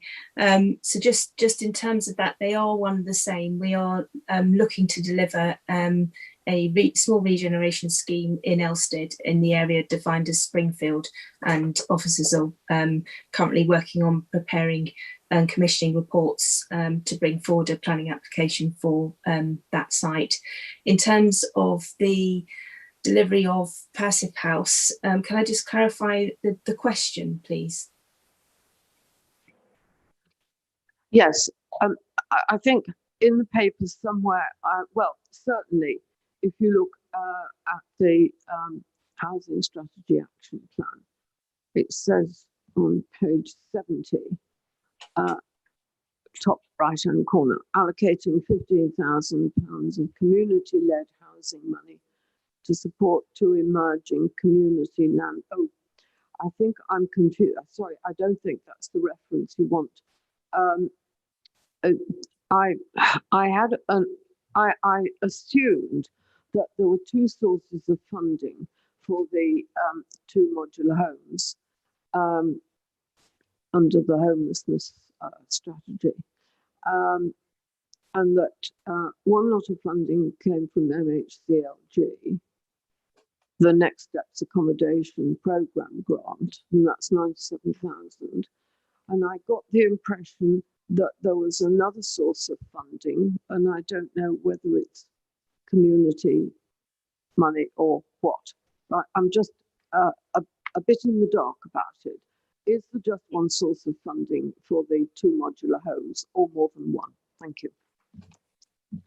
Okay, yes, I can clarify that. The project at Badgers Close to deliver the two modular homes was funded from two sources, from MHCLG funding and also from the commuted sums pot. The team worked with Alice and Esther to prepare an application for that funding to support the delivery of these units together with the grant funding.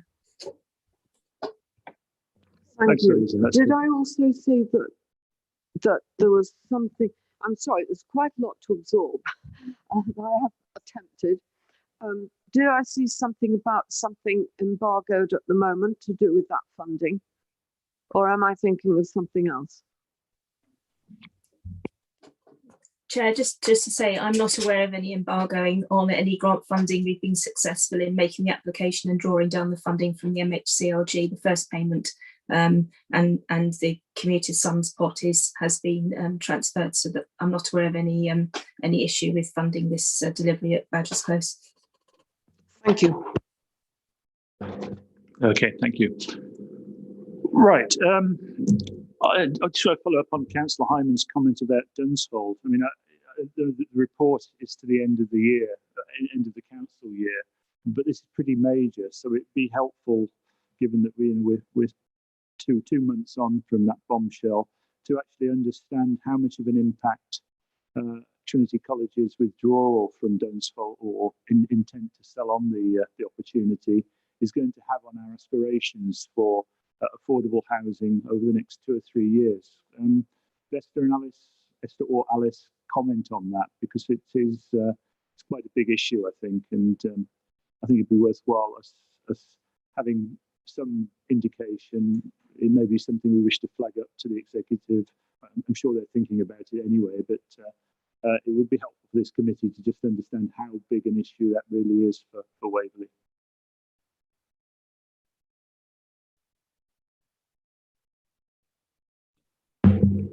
Esther or Alice? Thank you, Chair.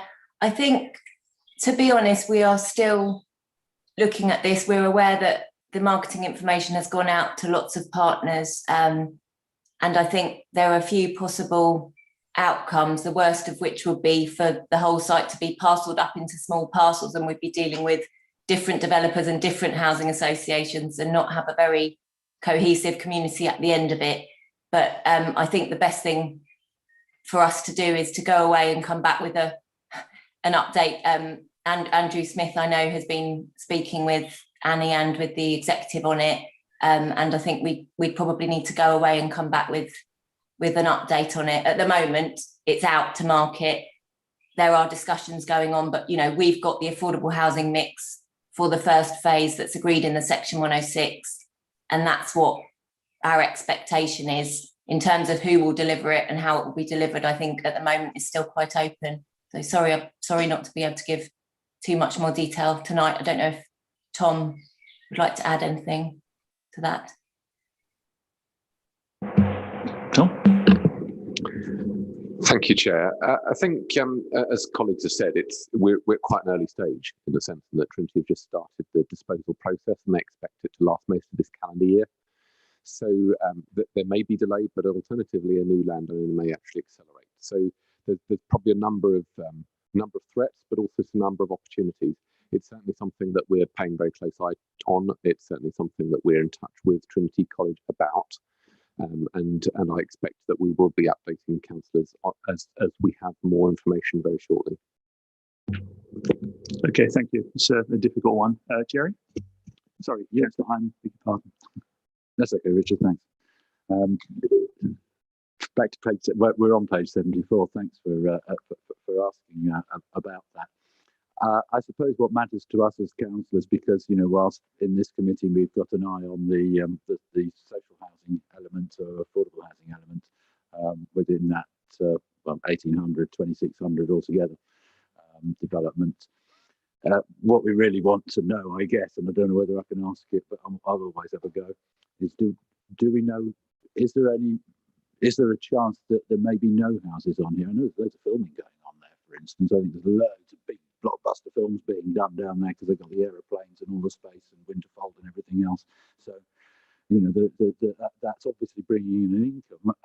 Is there any chance that actually we won't get, I know it's not up to us, but should we, as a council, be working on the premise that there is a possibility that we won't have housing in there anytime within, say, our local plan period or whatever?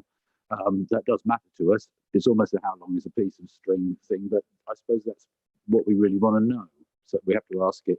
The other thing on HA2, below that, on that page, it does say support the delivery of local plan part 1. The rest of it appears to relate to local plan part 2. So if you can just confirm that it's just a typo and that be corrected any future versions of this.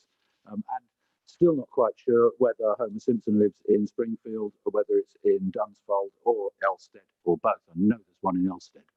Not sure whether there's a Springfield in Dunsfold, but there are loads of springs there and make the places very damp. I do know that.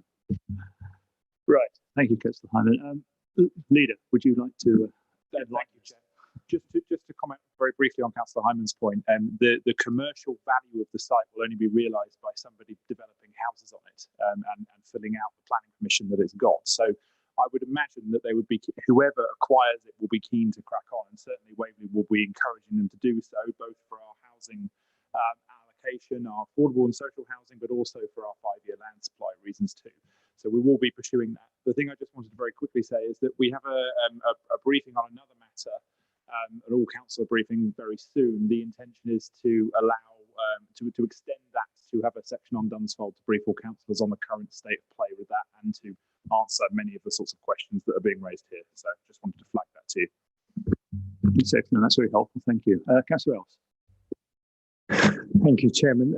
Just to clear up the Springfield confusion, Springfield Elstead is a project that's in the early planning stages.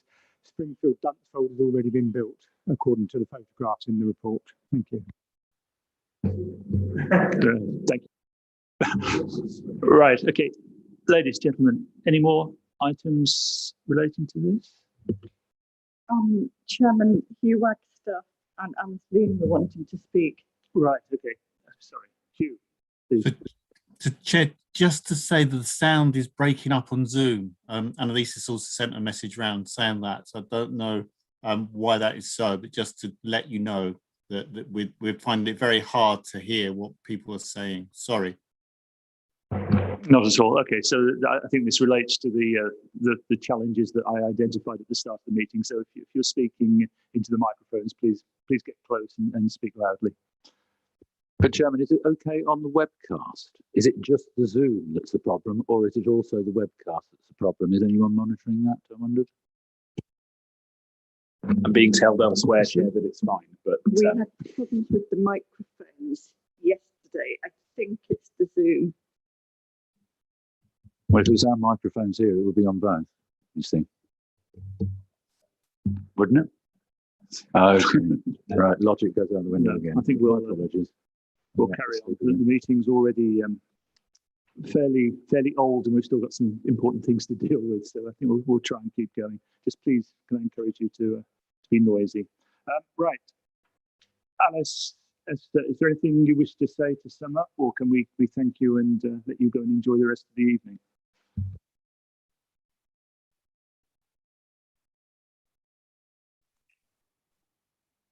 Only, thank you, Chair. Only to come back, I think Councillor Hyman was querying HA2 on the action plan, support the delivery of local plan part 1. I don't think that was a typo. I think the intention is to support the implementation of the affordable housing policies and through the adoption of the affordable housing supplementary planning document. So it's local plan part 1 that sets out our affordable housing requirements rather than the part 2, just to clarify that point. But I didn't have any other comments to make if there are no other questions. Alice, did you have anything else to add? No, not for me. Thank you very much. Right, thank you very much, ladies. Well done. I mean, this strategy has been a big piece of work, and you've kept nobly on top of it. And we're looking forward to the next strategy. And you've kindly offered to bring it to this committee or successor committees when you have something to show us. So if we can record that in the minutes, that the committee is looking forward to seeing your deliberations when there's something to see. We thank you very much for that. Enjoy your evening. Thank you. Thank you. Right. Thank you. The next item is probably represents the biggest contribution the committee is going to make during the course of the year. That's the task and finish work on housing design standards. We had a lively group, very ably chaired by Councillor Else, that met regularly over recent months, very well supported by Scrutiny Officer Mark Mills, by Georgina, and by Louisa Blundell. And they provided input to a very, well, in my view, a very clear report with multiple recommendations. So our job today is, should we wish to accept the report and the recommendations and recommend it to executive. So can I invite Councillor Else, who, as I said, very ably led the task and finish group, to round up any comments from members and introduce the report. Thank you, Mr. Chairman. Yes, the report is hopefully very self-explanatory and very detailed.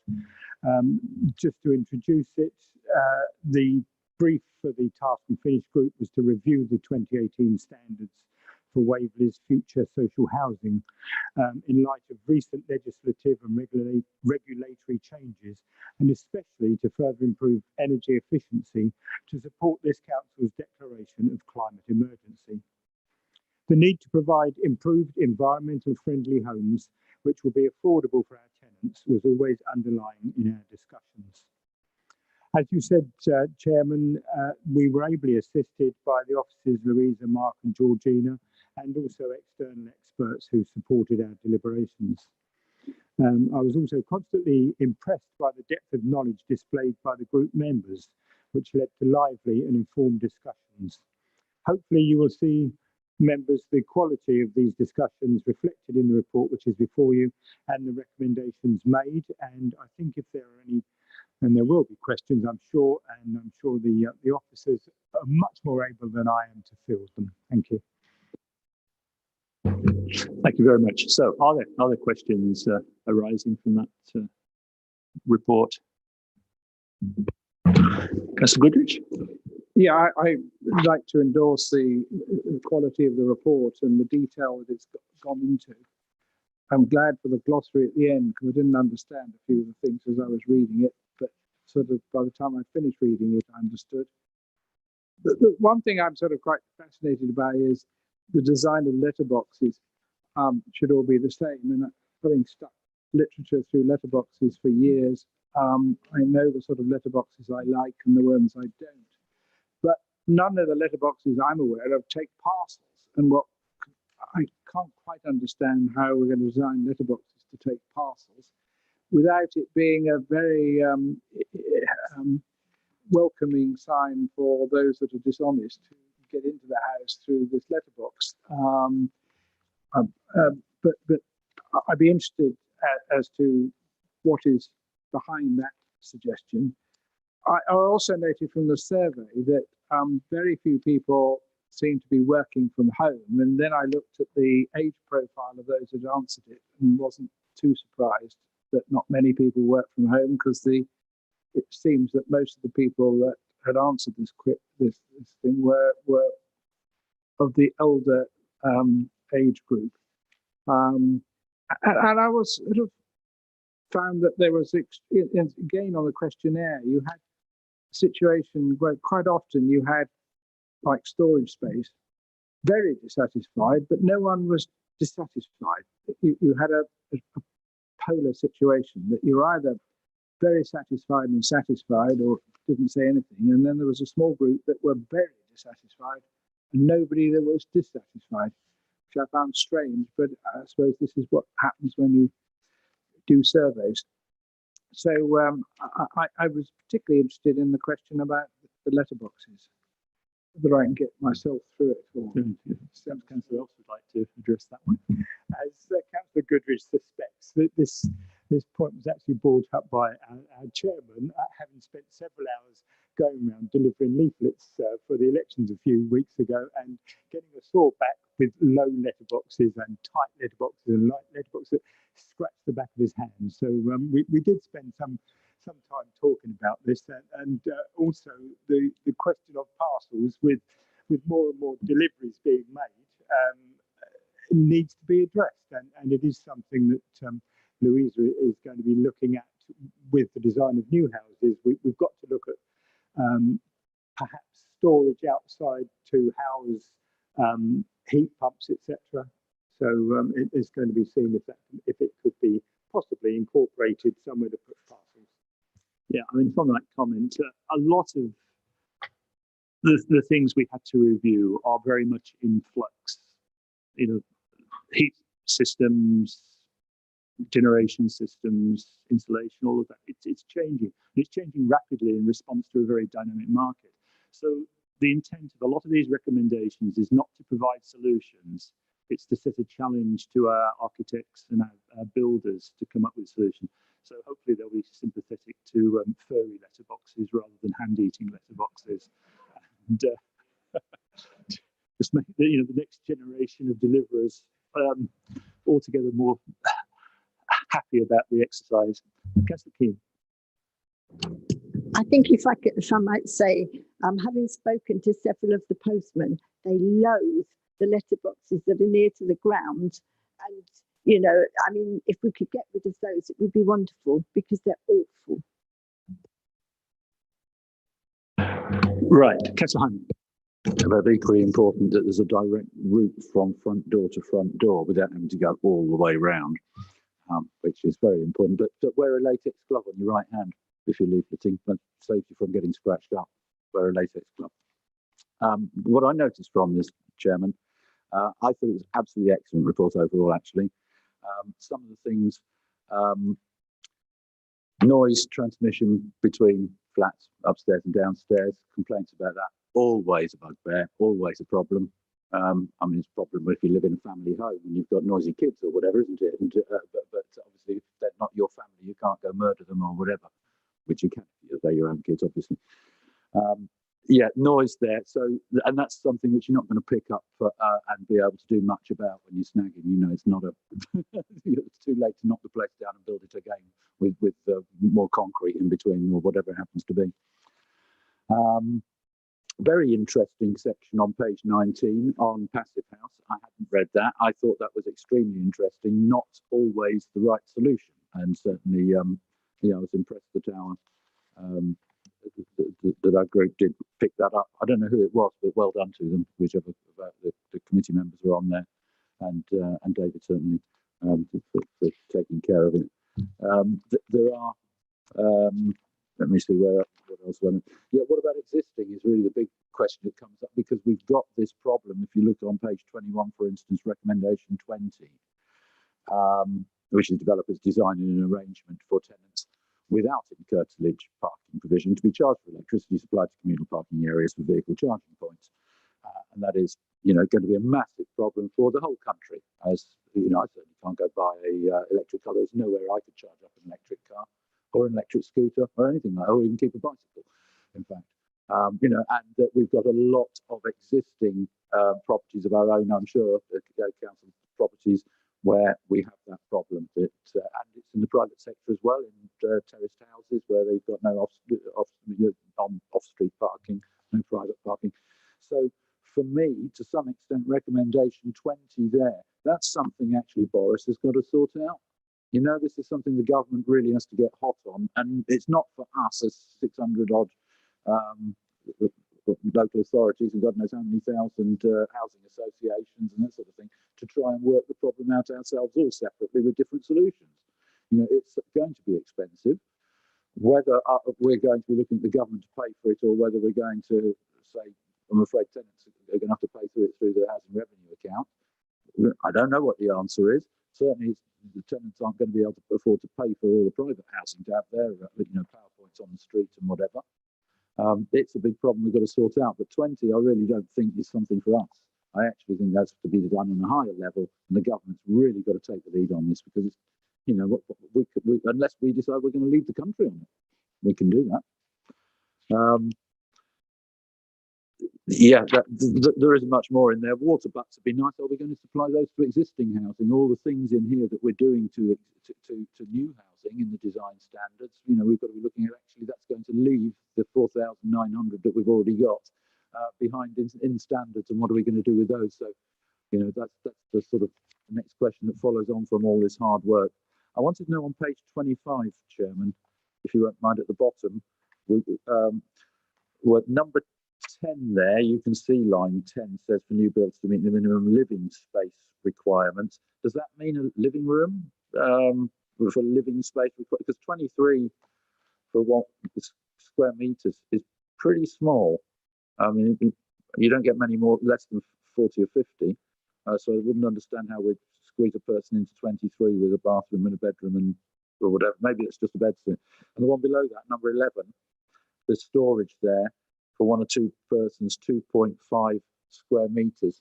That's fine unless it's under the stairs and it's only half height. You know, if you've got 2.5, you've got 2.5 by 1 meter square cupboard, that's a reasonable amount of storage space. It's obviously not enough to put a push bike in indoors, and you couldn't get anything else in there if you could get a push bike in. But if it's only half height because it's got stairs going up, then it's useless. It's no good at all. And we've got existing properties like that. So that needs to be thought about. And when we've got a shed at number 20, there's a summary at the beginning of this of all the separate recommendations, and then they're taken individually, which I found very helpful. Yeah, number 20, I continue to provide a dwelling with a 6x4 shed. I don't know when that started, but that certainly doesn't apply to the existing housing stock.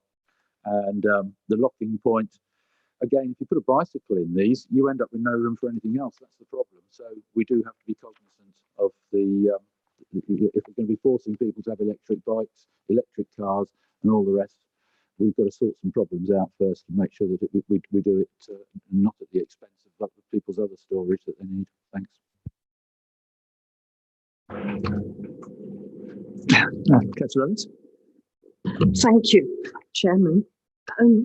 As part of the group in 2018 that looked at this previously, I have to say it's a brilliant report, really excellent and very comprehensive. Could I ask whether we will be looking to review this at some stage in the future? I know that perhaps is a strange question when we've only completed this just recently, but I'm looking at, say, recommendation 17, which is quite specific. All new council properties should be built on the assumption that during their lifespan, electric vehicles will entirely displace, etc., etc. Now that's specific. The cost of electric vehicles is huge and perhaps not something that some of our residents could necessarily afford. There are also issues over mining the necessary things that are needed to do to make the batteries, etc. So I'm wondering whether we are overly committing ourselves to a technology that's not fully developed yet to be acceptable to people. And also, if I could raise at recommendation 18, perhaps I could just question that.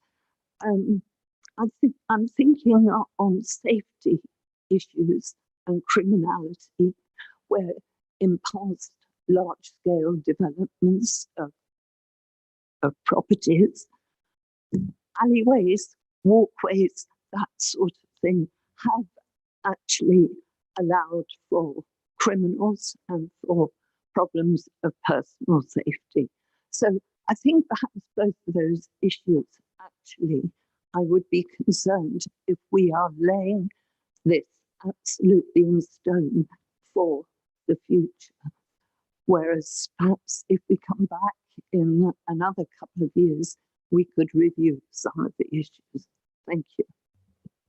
Right. So on page 13, rationale and overarching principles, we do set out that this whole process of setting design standards started in 2014.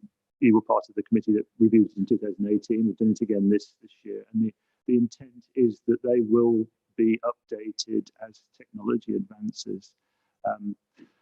got Mark Mills, scrutiny officer, with his hand up. He's one of the principal authors of the report, so maybe he's going to elaborate on the points you raised. Yes, thank you, Councillor. I was just going to say, and one of my colleagues who's actually does development may want to correct me if I go wrong here. My understanding is that the practical upshot of recommendation 17, it's less an assumption that electric vehicles definitely will be being used. It's more enabling where we built to put the infrastructure in. So this would, for example, mean having conduits so you could put cables in rather than necessarily putting the cables in. That said, I believe there's by 2030, it will be illegal to sell fossil fuel powered vehicles. So something is going to change. It looks like at the moment there'll probably be electric vehicles, but it's not going to be petrol and diesel powered vehicles for much longer.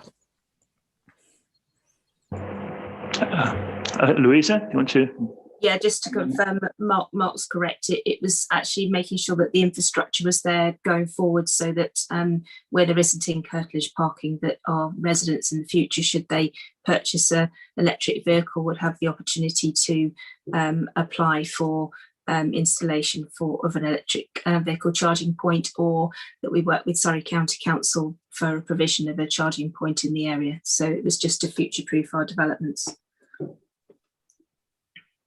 I don't know whether or not you would like me to sort of pick up on any other points that have been raised by members to this point, Chair. Yes, please do. Yeah. I just picked up on the letterboxes. I think we've covered that one off. Yes, it will be reviewed as part of our design of our schemes. In terms of the surveys, I think it's pointed out in the report that whilst we did send the surveys out to over 80 people, the returns were reasonable, but they came from more or less particular schemes rather than across the board of all of our schemes. So going forward, we will look to undertake surveys within a period after the development has been handed over, rather than at the point of a design review, and the period of that would be probably the 6 to 12 month period after the residents moved in. So we've got some reasonable experience of those tenants living in the property, but and issues or positive responses relating to their new home could be picked up at that point.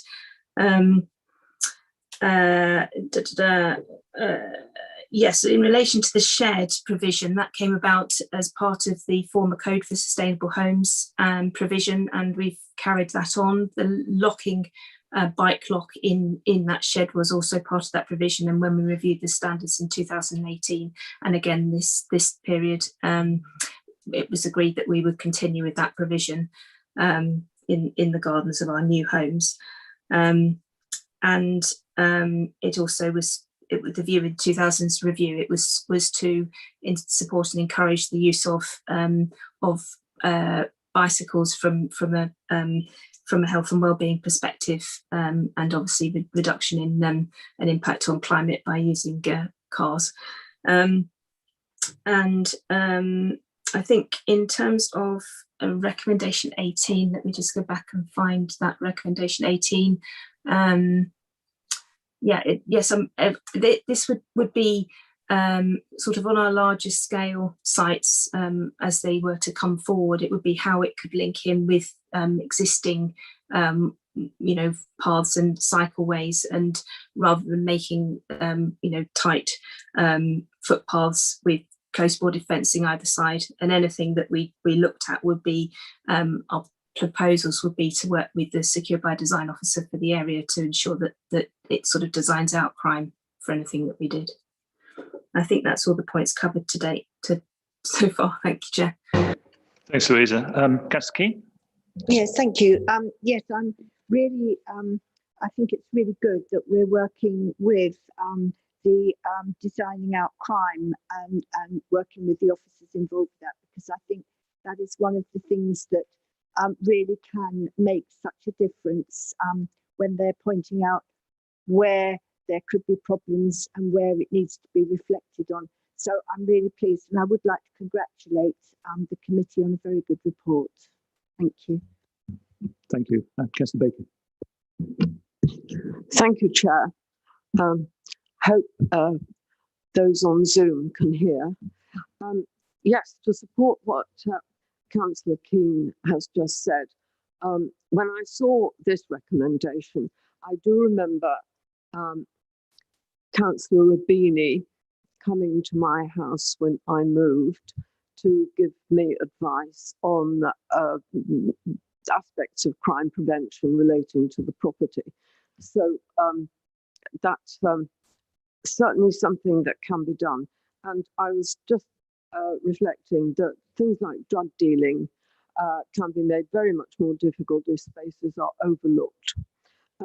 And I think in response to, or picking up on Councillor Ellis's point about crime and in connection with walk and cycleways, that could be covered in recommendation 22, and perhaps the wording could be changed perhaps to say adopt crime prevention measures across the site, because there have been concerns expressed about a private development in Milford where a proposed footpath is felt by some people not to be well overlooked. And so that is a live concern. So maybe that's a point that could be taken up. Leaving that to one side, looking at recommendation 20 about the vehicle charging points, I'm just wondering, how do we ensure that the tenants have priority in accessing those points? There may be a time when people who do not have a parking point at home are looking round for somewhere else to charge their vehicles. So that's just something I'd like to flag up. I don't think I have picked up on anything else. Sorry, I did make extensive notes. So the thing I do regard as absolutely essential is that members representing the tenants should definitely be involved in this whole design process, and that's picked up in recommendation 27. But I think that's hugely important. And finally, I'd like to say that when I looked at the councillors who are on this panel, there wasn't one female. Now, I don't often bang on about these things, but given that we, those of us who are women, are the ones who tend to spend more time at home, especially raising children, that it might have been a good idea to have included somebody. And that somebody, as a woman, would certainly not have been a token. So, thank you. The last point is well taken. It was brought up actually right at the very start, and at that time we did actually point out that almost all the officers assigned to the project were ladies. So, but that wasn't why it was done at all. It was the volunteers and getting the balance across the committee. But I do accept your point. I mean, we reached out to community wellbeing, for instance, for a volunteer, and Councillor Rubini put his name forward. That could have been a lady. It wasn't, but that was the intent to get the softer side of away from the architects and the scientists who are worrying about climate change, etc., etc. So, point well taken. Need to note it going forward. Yeah, because yeah, just quick comment. I think I'm sure it's by design of the council leader, but I was quite interested in Councillor Goodrich's suggestion that there's going to be a career in thieving from doorsteps, presumably for retired lawyers or whatever. Failed judges or whatever, I should have said, Chairman. Page 24 of my apologies. Page 24 of the report is the glossary, Chairman. I'm really grateful for this, for the glossary which explains to me the passive house standard. And if you could just explain that to me, I'd be very happy. Thank you.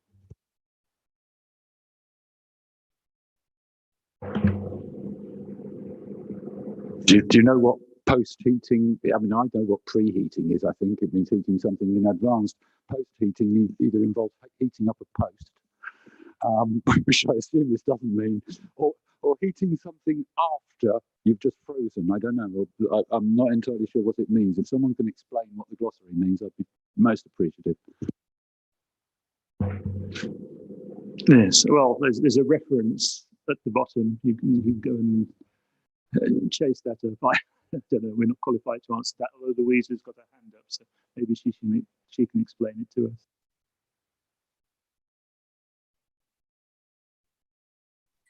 Right.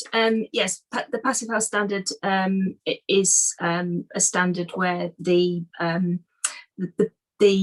post heating and post cooling, the passive house standard uses mechanical heat recovery in terms of its ventilation system, because it's of the air tightness of the properties.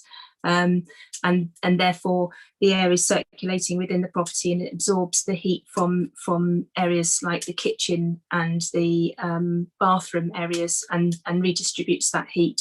And on the flip side, it works in the opposite way with the cooling. That's in very basic terms. It's obviously a lot more technical than that, but that's my layman's terms definition of those two elements. Right. There we go. Okay, so I noted a couple of aspects where we might give Mark and Louisa discretion to just tighten up some wording. Firstly, the point that Councillor Ellis made about, sorry, I think it was Councillor Baker,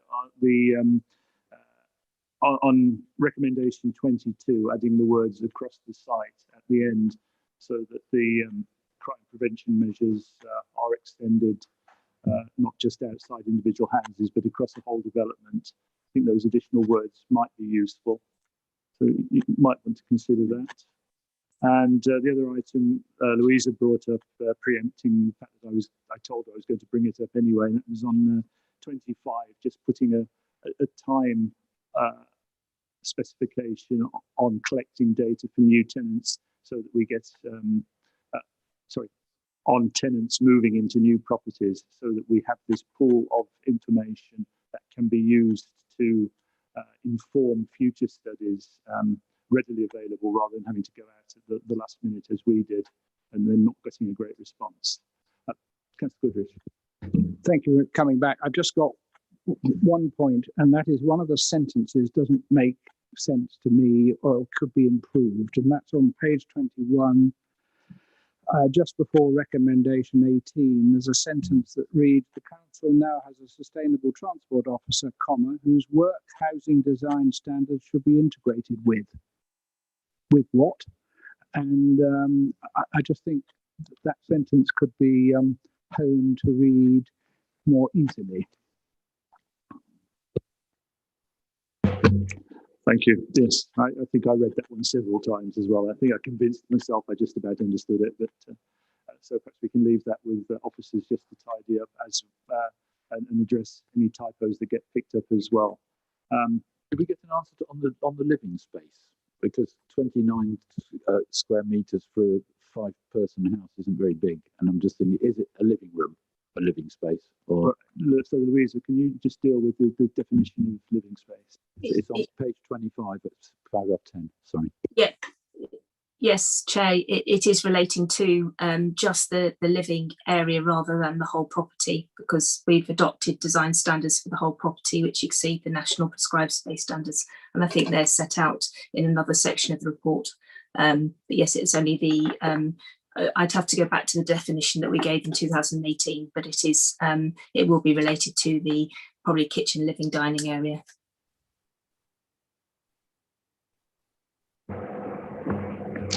Okay, thank you very much. So with the proviso that officers take a look at the points that I just attempted to summarise, is the committee happy that this report goes forward to executive as the recommendations for future design standards?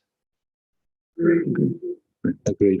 Thank you very much, and thanks for taking the time to read that. Clearly, everyone's had a lot of, I was going to say entertainment. It's probably not the right word, but you seem to have enjoyed reading a well-written report, and I thank you for it. Right, moving on. Hugh's now going to give us a very quick verbal update on the housing maintenance and responsive repairs and voids contract, which Councillor Hyman was awaiting earlier. So, Chair, we're in line with the target of our timeline. 4 tenders were returned. Full 4 tenders were returned on the 7th of May. Our consultants, FFT, have been doing the compliance checks. They've been completed, and we're now scoring the submissions. That's a team of officers plus the tenants panel members helping to score. So we are on target, and I think to answer Councillor's earlier question, so the new contract should start around March of next year. Thank you. Excellent, thanks very much. Any questions on that? Good. No.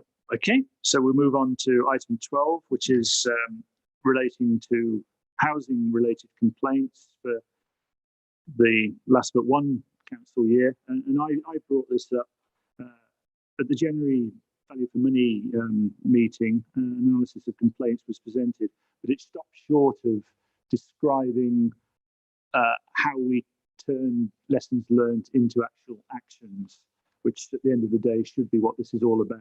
So I really wanted someone to demonstrate that we are learning from complaints, and Annalisa put together a useful report.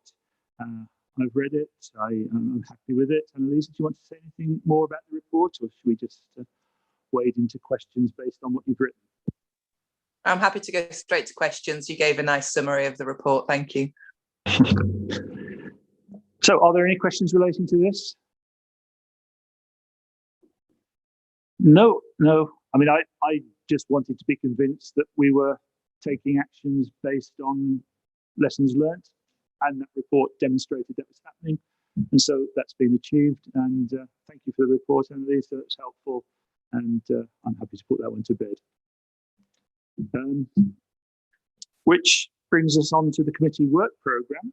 So I'm going to hand over to Mark in sunny Sheffield, and he's going to lead us through what we're going to be doing in September and points forward. Thank you, Chair. I guess probably the first thing to mention is that, of course, the future of overview and scrutiny is, or at least overview and scrutiny committees, is somewhat in flux. But I think it's still worth adding items if there's something you think should be considered, even if it's likely to be, like, frankly, to go on after this committee has ceased to exist, because my strong suspicion is the work programs for the new committees, the starting point for assembling them will be the existing work programs from the 4 current committees. So it would definitely encourage people to keep suggesting items if there's something they think is important.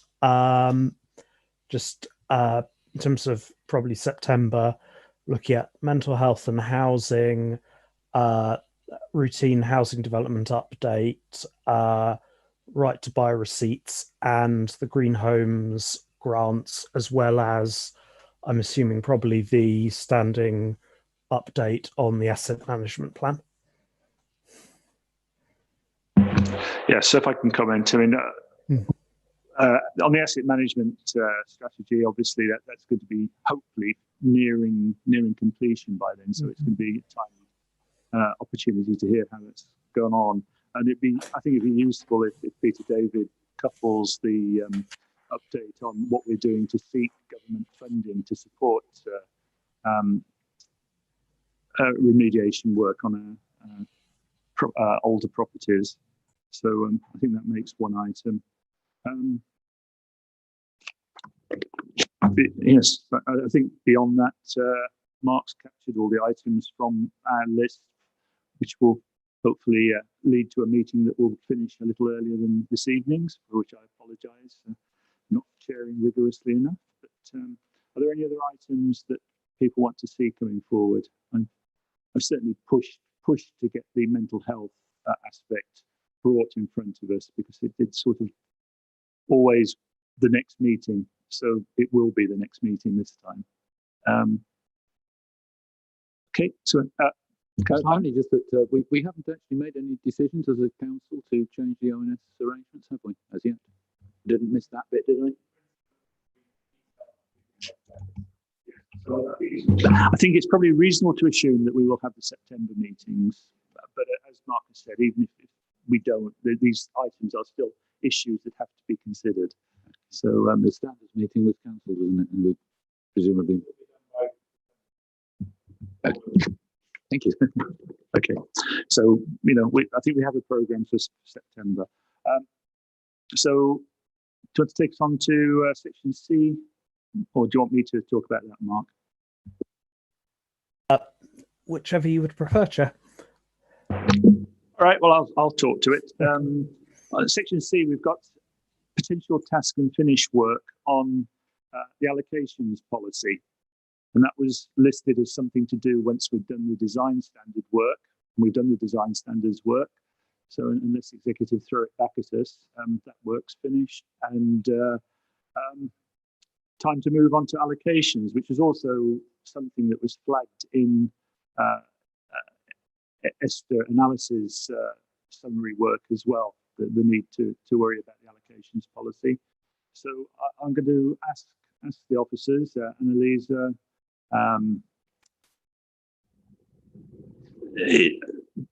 is it timely to be doing the allocations policy?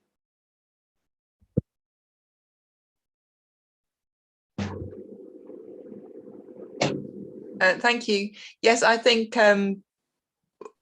it's something that, as you say, was recommended from the council attitudes Pride or Prejudice piece of work we did, and it is timely for the allocation. The allocation policy has not been formally reviewed, to the best of my knowledge, for a couple of years. So it would be a good activity to look at the allocation policy as it is, review that against any change in the law about what needs to be within your allocation policy. And I think we just need to scope whether we want to include a review of choice-based lettings within that, or whether we purely want to look at the allocations policy to start with.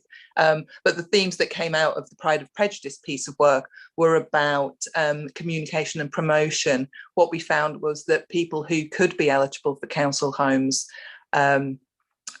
weren't aware or didn't think that they would ever get anywhere with us. We've seen a decline in the number of applicants on the housing needs register, and we don't believe that that is the true picture in the borough. And the enabling and strategy housing team are doing some work to get some more housing needs assessments done to inform their housing strategy. So that would be useful information to assist with this allocation policy review. Good. Okay, so can I ask that a scoping exercise is carried out over the summer and brought to this committee in September? And would members of the committee like to think who'd like to be on that, and who particularly volunteers to chair it? Okay, so we have a volunteer already, Councillor Wicks. Excellent. Okay. Oh, and Councillor Keane as well. So we have two volunteers already. It's an excellent start. If you'd like to, anyone who wishes to be on it, if they care to come back to me, and particularly anyone who wishes to have a go at chairing it, it'll be fine. I'm not quite sure how long this will take. I imagine 2 or 3 meetings probably. So probably not too onerous, although that's preempting the scoping work. But if that might be our swan song as a committee. It'd be nice for it to be a good swan song, so that our residents and tenants are happy with the way properties are allocated. Right, I rather took that over, Mark. Is there anything else you wish to say? Did that adequately capture where we think we're going? I think that does. I think the only other thing I'd say is if you have any comments on what you'd like to see within the scope, please email me and I'll see if we can incorporate those. Very good. Okay. Well, yes, Councillor. Chair, sorry. I just want to say I'd be very happy to serve on the allocation working party, but you may wish to draw membership from across the groups. So I just modify my, what I'm saying, my volunteering for you to consider. Well, there's no reason we have to limit the number of people on the committee. I mean, we have 2.5 volunteers. You move from a half to a full one, and I'm sure that we'd all be very happy with that. But I agree. I think this going to community wellbeing and inviting them, because